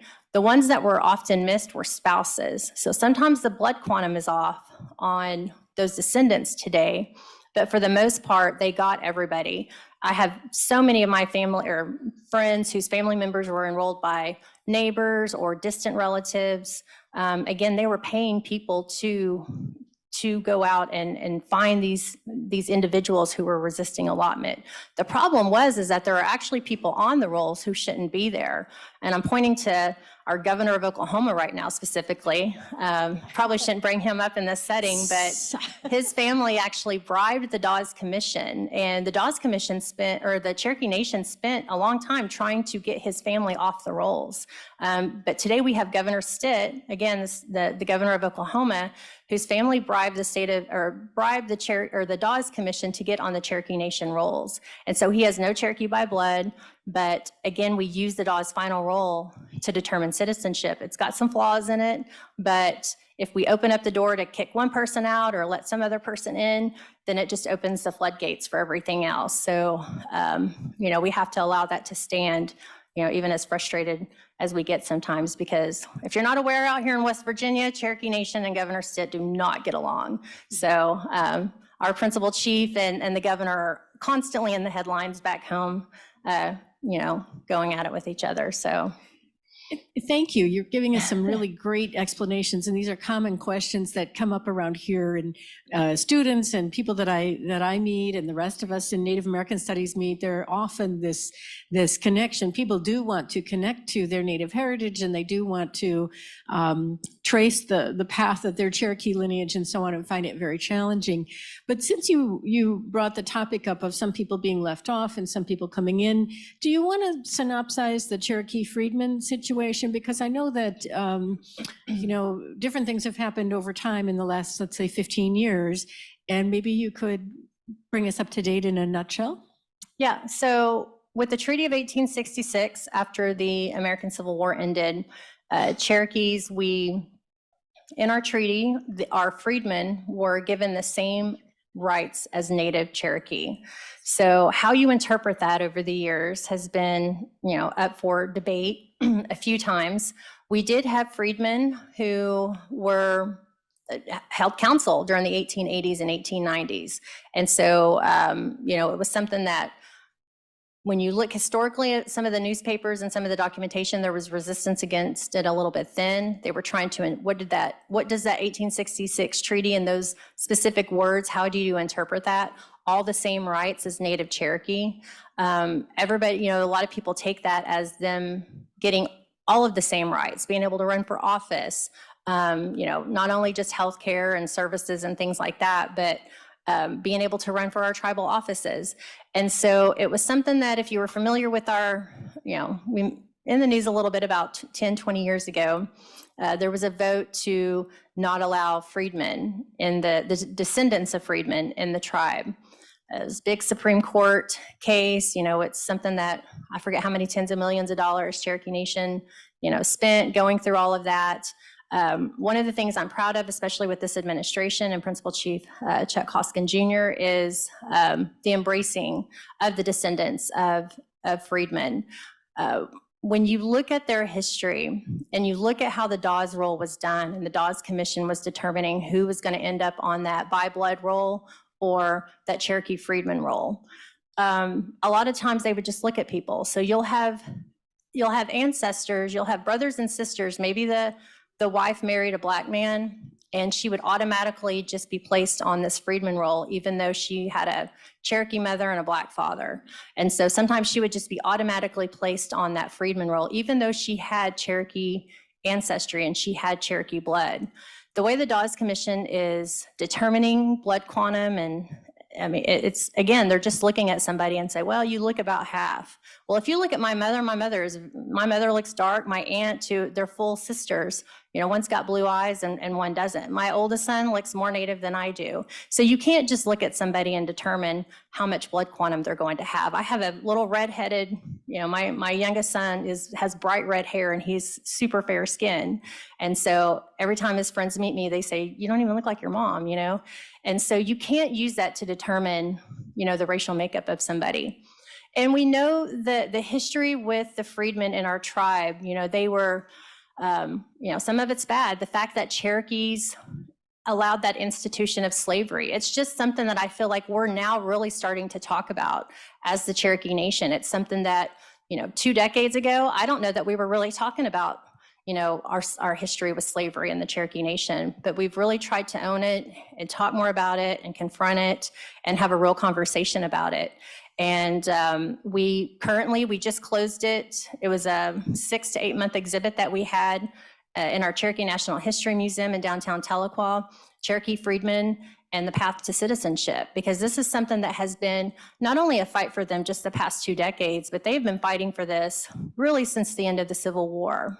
And so that's an exhibit that we have, a traveling exhibit. It opened up at Tulsa, University of Tulsa, and it'll be something that's traveling around the country with this right to this right to citizenship for the Cherokee Freedmen. So they have all the rights today. They want to run for office. We've eliminated that by blood rule, because the thing is when you, in our Constitution, as far as you know, being allowed to run for office and things like that, but when you look at their ancestry, for the most part, a lot of them do have Cherokee blood in them. It's just how the Dawes Commission chose to put them on one side or the other is it's when you look at how many brothers and sisters and children and aunts and uncles that you know are all the same family and have that Cherokee connection, but they're put on a separate roll just based on what they look like. You know, that was really the issue with it. It all stems really from the Dawes rolls. Thank you so much. We have another question here in the room, and then some more online. Okay. Oh no, I'm fine. Yeah. All right. Well, thank you. One of the things that I think is really important for this generation is to make sure that we are being respectful and we understand there's a need to label or to say is the correct term Indigenous people, Native Americans. I'm from South Carolina, and I was able to go to the Catawba Reservation. And one of the things that I remember from years ago is they were saying that for the first natives of America. So a 2-part question. So what is the term that is the best to describe your nation's people? The population. Yes. So I would encourage to always try to identify, you know, by their tribal nation, if you can. If you know somebody is Delaware or Shawnee or Choctaw or Chickasaw, like always try to acknowledge that, and, you know, as far as what you're going to call them. I've had this conversation with my grandmother because, again, she was a full-blood Cherokee, and when I was like, Grandma, what do you want to be called? Do you want to be called American Indian, Native American, Indigenous person? And she's like, I'm an Indian. I'm a Cherokee Indian. And so, you know, I think you're going to get different answers based on who you ask, because some of the older generation, because I've asked this question to a number of our elders, and a lot of them, you know, they grew up being called Indian. And I think that there's that attachment to it at this point. I say Native a lot. You know, a lot of people prefer American Indian. Some people prefer Native American. I really don't know that I can offer personally what a what a correct answer with that is. Again, if you can call that person by their tribal affiliation, that's always the best answer. But I usually try to go with Indigenous or Native whenever I'm speaking about an Indigenous population or Native peoples. Thank you.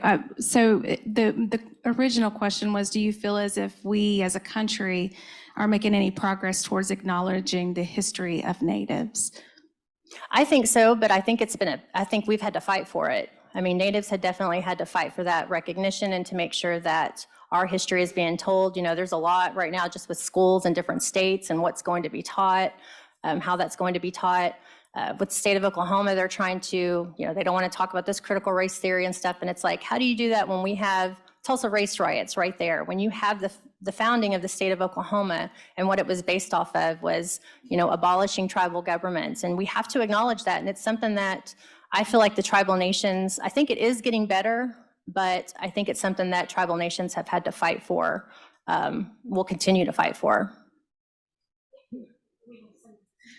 Yeah, I think we have 2 questions and a comment and that came in through the Q&A. So first, somebody, Luann Lancaster, wanted you to speak briefly about the significant impact Chief Wilma Mankiller had on the Cherokee Nation.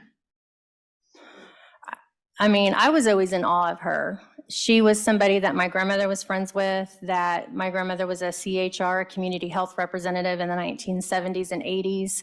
And Wilma was somebody that was from the community. She had grown up out in San Francisco because her family moved out there during the relocation during the 1940s and 50s. But when she came back home, she was just Wilma to a lot of people. And then she becomes this celebrity. She ends up on talk shows. She's given the Medal of Honor. I got to meet President Clinton before, and the whole time I talked to him, all he wanted to talk about was Wilma. And I think she gave hope to, especially to females. She's huge for women because she was our first and only female principal chief. And I grew up in the 1980s, seeing how relevant she was, seeing her presence. And I don't think I ever questioned that I couldn't not do something like that for my people. And so I know that a lot of people don't have that as far as that woman leader that's able to, be that icon for you. She was so down to earth. I worked closely with her daughter, Gina Olaya, who recently passed, Jagesa. But going and sitting at a table with Wilma, and she's like, oh, I'm going to invite mom along, or hey, do you want to go to lunch with mom or something? I'm like, yeah, I want to go to lunch with mom, because it's Wilma, and so I was always in awe of her. But if you ever had a chance to meet her, she was one of the most gracious, kind, humble, it was like speaking to just one of your relatives. And so just seeing how humble she stayed through all of her recognition. Now we have the Wilma Mankiller Quarter, and it's just she's huge for us. And people everybody's going to have their faults. There's sometimes as historians, just with history in general, sometimes we put people on these pedestals, and they're human and they're going to make mistakes. And so there's things like that people try to bring to light and talk about and things like that. And I'm not trying to put her on this pedestal, but she was huge inspiration, especially for young Indigenous women, I feel like. And we also had a comment from Karen Tate, who wanted me to tell you Watto, and please, all right, please forgive my pronunciation if I mispronounce it, but she's learning the language. Oh, no, yeah. And then Catherine Moore wanted to know more about Overhill towns that were mentioned as having connections to what is now West Virginia. That was she's referencing the original Cherokee territory and population map from your slide. And I think you'd mentioned that those folks living in the Overhill towns were the ones who would have been coming over more into West Virginia. So when I started looking at the history, so Oconostota, who was a Cherokee leader, it seems like he was pretty active around here. And so some of those Overhill towns, which you look at that map, they're over the Appalachian Mountains right there. And it just seems like from all the research that I've done, because I spent a few weeks, trying to look through this, asking some questions, asking our archivist, what do we have on Cherokees in West Virginia? There's not a lot. I mean, it's a small section that we had here in West Virginia. It's just that small southwestern corner of West Virginia. And again, some of those these are beautiful, lush, grounds for hunting and things like that. So I'm not super familiar with, who all's coming over. I do know that Oconostota was active here. And again, he's a Cherokee leader, very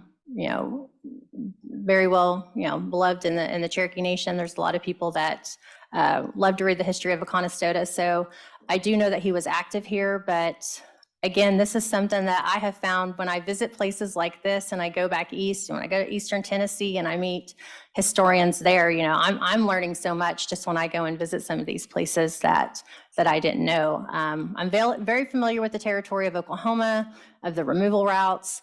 But again, West Virginia was kind of this was a spot for me that I didn't know a lot about. So I'm interested to learn more about the Cherokees and history and involvement here in West Virginia. And Wadeau is thank you in Cherokee. So a lot of our elders, my grandmother always pronounced it Wadon, is how we would say it. So Wadeau. It's just, you're gonna have different dialects no matter where you go. It's something that varies community to community.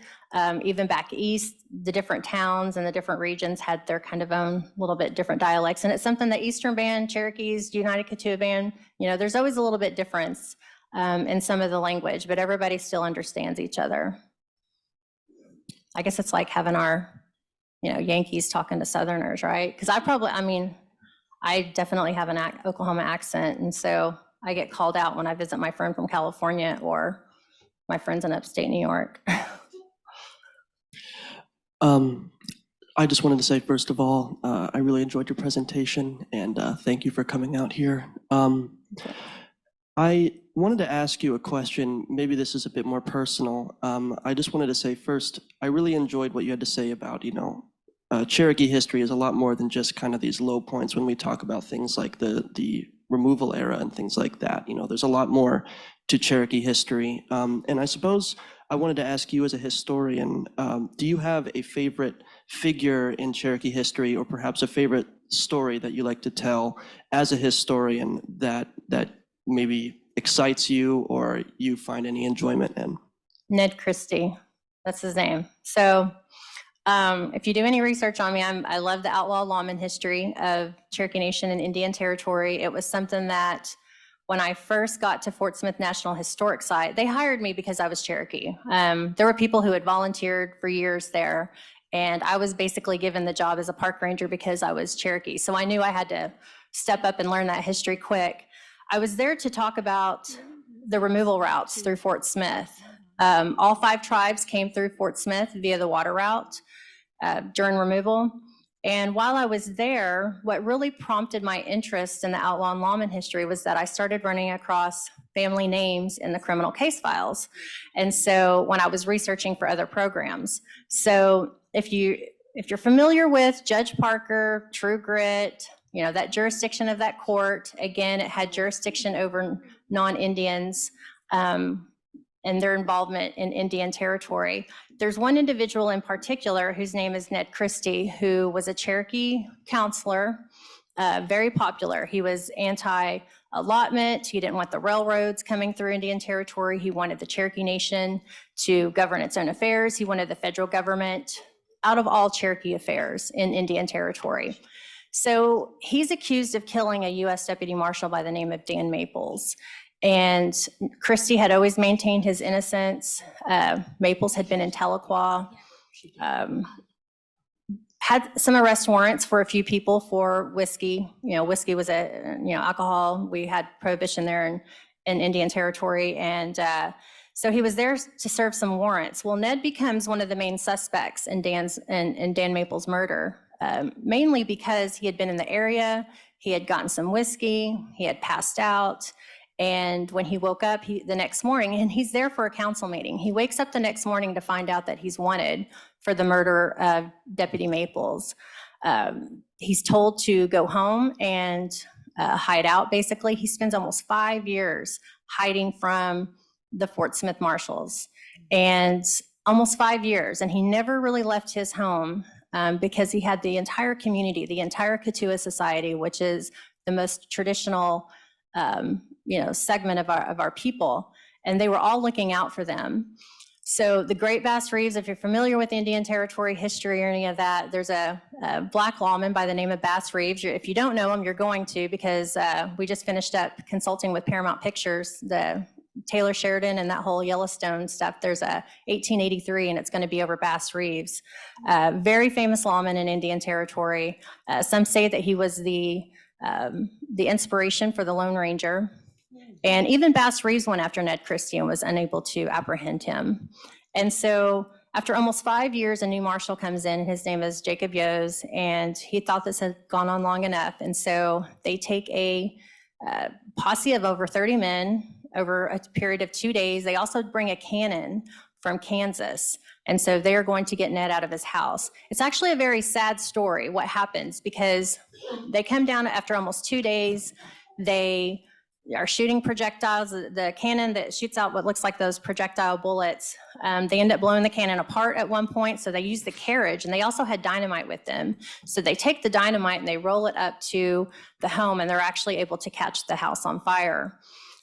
Ned comes out, he's ran out of ammunition, he's shot and killed. His body is actually tied to a cellar door and taken to Fort Smith, and he is propped up for the entire day, and people would come in and take pictures with the dead outlaw. Marshals posed with them, they put a gun in his hand, and very disrespectful how Ned was treated.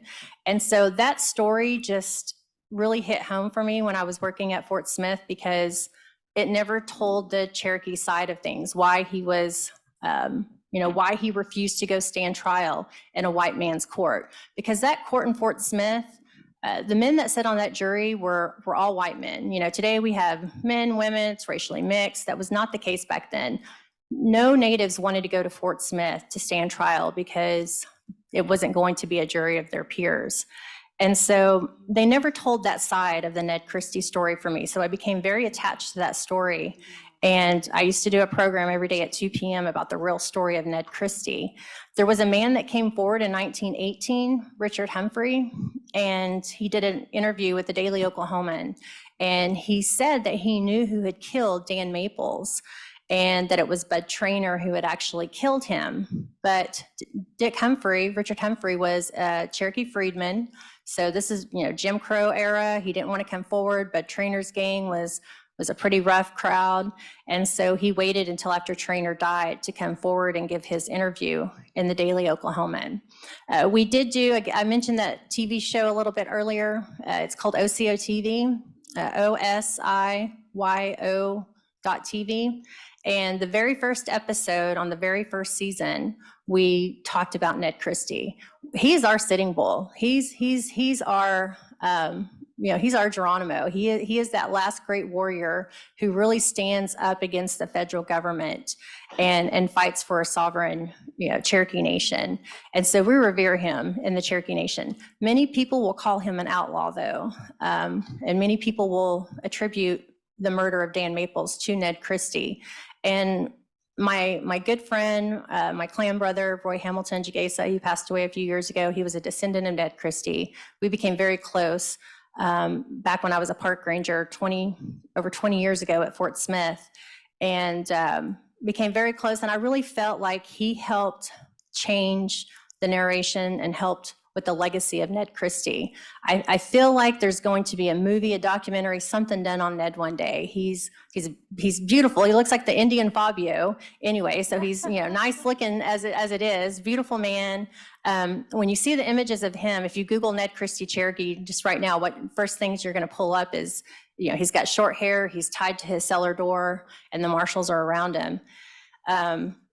The story just even behind him cutting his hair, the family story, we don't want people to have our hair as natives. This is very sacred to us. And he knew his time was about to run out. He was getting accused of all kinds of crimes in Indian Territory, even for the murder of Bass Reeves, who hadn't even died. There was a newspaper article out of Fort Smith that said Ned Christie had killed the great Bass Reeves. And about 2 weeks later, the newspaper says, Bass is alive and well. He showed up in town today with 15 prisoners in tow. And so it just shows you everything that Ned was being accused of. And so he cuts his hair, him and his wife, and they bury it. And it's about 2 to 3 weeks later that the marshals show up and he's killed. But almost 5 years he's able to elude deputy marshals. He's buried there just outside of Tahlequah. The remnants of his fort and all of that are there. And I just think he's a phenomenal story. Again, I love the outlaw lawman history of, y'all have to shut me up because I'll sit up here all day and tell outlaw stories. We want to talk about the stars, we want to talk about the Daltons, like we'll talk about all of it. So. Well, we're hoping that our guests will kind of fan out for our lunch that we take so that you can visit with other folks who are here today and so on. You don't have to stay with just the table of leaders. And I know there are people in the room who would appreciate the chance to visit with you. You have to let everyone eat, though, of course. You can't occupy them the whole time with questions and conversation. But Catherine, thank you so much. Really, really appreciate it. So I say wadon and appreciate you. I remember if I would call the Eastern Band of Cherokee office or the Museum of the Cherokee Indian, it was always Shio, this deep voice is saying hello. But at Cherokee Nation, it's the S sound. Is that right? Do I have that just reversed? CO? Oh, so OCO is how we say hello, but then there's the shortened version of CO. So it's kind of like hello and hi.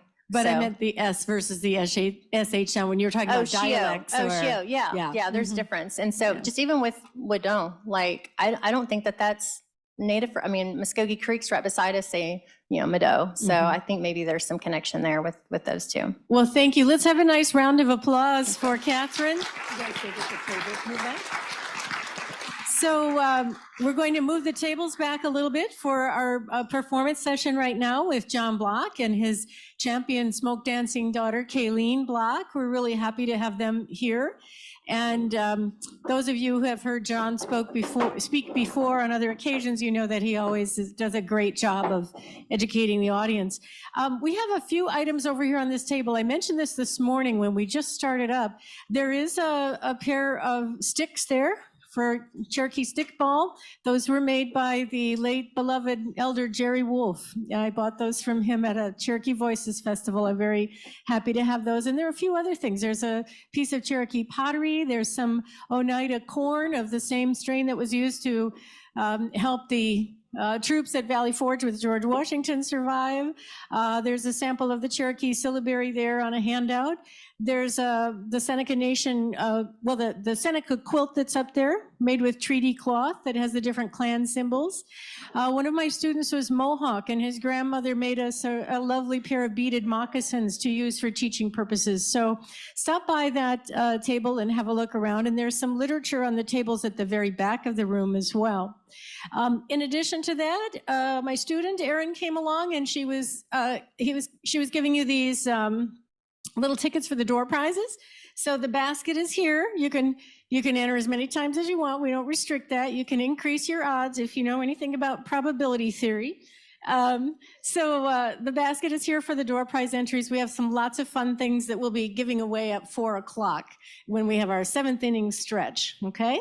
So after John Block and Kayleen Block give their presentation for the Cultural Lunch and Learn, we will dismiss and we'll have lunch. The buffet is in the next room. Those doors will open.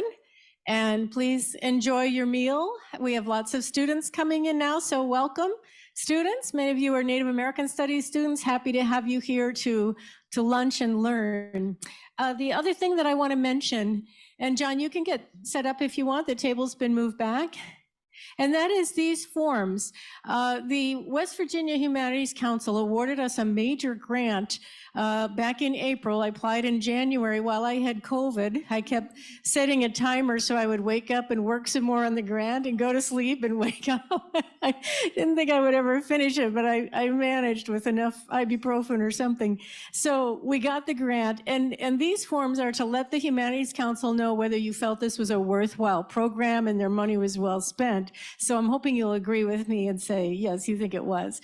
Regardless, when you fill these forms out, you can just bring them and put them here on the table in a stack. Separately from that, Kaylee, do you have the cover? Here we go.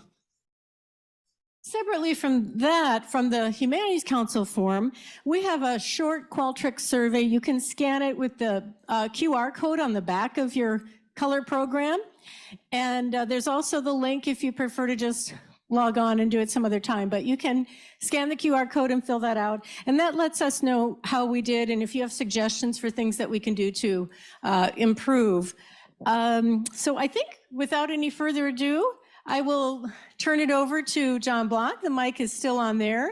And our Zoom audience at home will be able to be a part of the audience for this performance as well. So thank you, John. Very good. Thank you, Bonnie. Have you all enjoyed your morning so far? Very good. Very good. Well, again, my name is John Block. I come to you from the Allegheny Reservation. I am a Seneca, and I have my daughter here. Her name is Kayleen Block. She is a Mohawk, and again, as was mentioned earlier, many of the nations on the East Coast here, we are matrilineal societies, and is certainly no different than with us. Kayleen takes the nation and the clan of her mother. She is a Mohawk. And so we are going to perform a little bit of what we call in our language, we call it Yoinzake Ka Hat Digainonge. And these are our dances that come from the earth. That's what we say. That's what we say about that. That's really what those words mean. And we're going to start off, I think, and we are fortunate. You know, we did have some questions yesterday, and we're not going to perform that particular dance. We were asked by Brad a little bit earlier. I believe it was yesterday.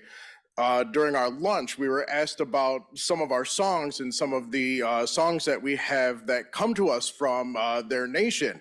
And at this time, I'm just going to sing a couple of those songs because I don't know if you've ever actually heard them. So I'll sing a couple of those just to kind of start off. Now, us as Haudenosaunee people, we kind of became a really good repository for other cultures and other people's songs. And we've got a few that are here. And I'm actually going to start off our demonstration with a few of those different songs. We have some songs also that come to us from the Cherokee people, and we were fortunate enough to have performed these songs in front of elders way back, I want to say probably in the late 80s or so.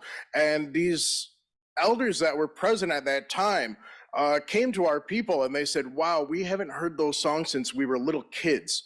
So we have retained some of those songs that we do have. We refer to that as what we call Oyat.Gea. And our word for the Cherokee people meant cave dwellers. All right. So again, that was how we saw those, those people that came to us, that come to us from the South. And that was our word for them. What I'm going to start off with, though, as promised, is what we call Ganistonge. We translate that to mean the Delaware stick dance is what it's really translated to. And there are different ones that different names. There's a different name that is used for that. For this, I'm going to use just a hand drum. Okay, and normally when that's done, this at one time was a ceremony that was done by the Lenape people. This came to our people at one point, and again, I'm not sure of the timeline of that, but we actually used this dance during some of our social dances. Back home when we conduct our socials, this is usually the last dance that's done. Again, these guys, at one point it was used as a ceremony. We now enjoy it as a social dance. And this is what we call in our language, this is Ganistonge. This is the stick dance. And for this, normally when we sing this, the singers and the dancers will remove their hats because it was at one time a ceremony. So we still acknowledge that to this day. This is what, again, this is a Delaware skin dance. Hey,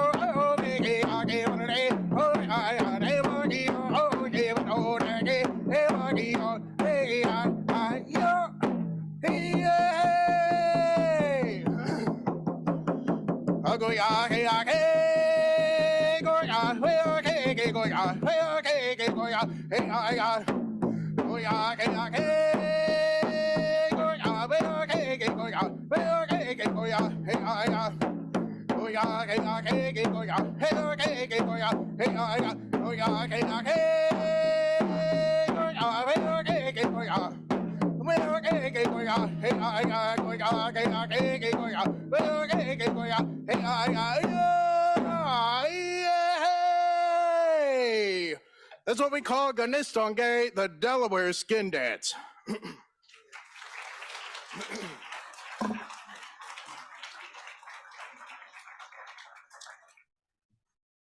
So one of the things that we do is our ladies have a dance, and we call it in our language, we call it Eskanyet Gainose.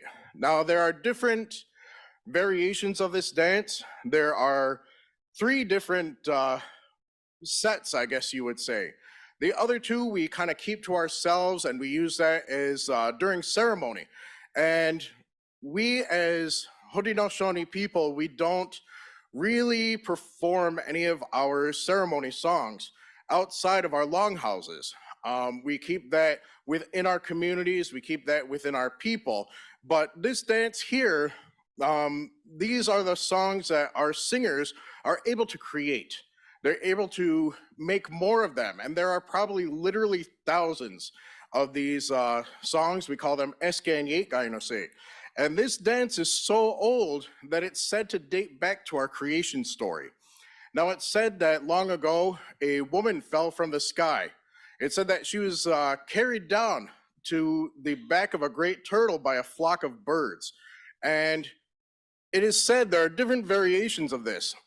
In the sky world, it was said that there was a chief and his wife, and the wife was pregnant.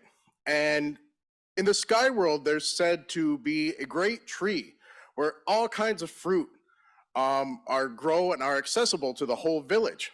And it's said that this, at some point, that this tree was uprooted. And it said that what she was trying to do was to kind of see if she could take that fruit and make it more accessible to herself. And what she was trying to do was to take some of the roots and replant that tree and have it closer to their lodge, is what they say. And within doing so, it exposed a world that was below. And it was very dark, is what it was said. And there are a couple of variations. In one variation, it says that she fell.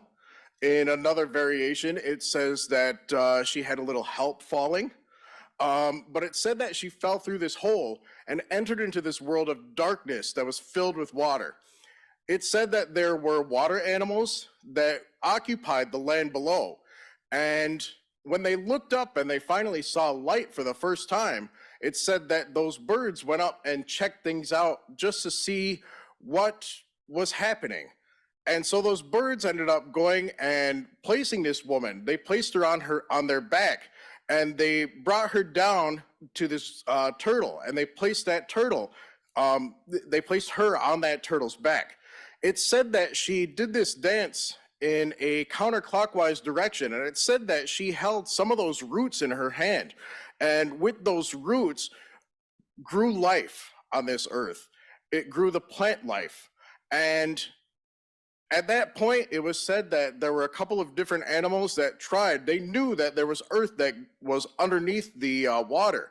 And so a couple of different animals attempted to go down and retrieve some of this dirt so that those roots could grow.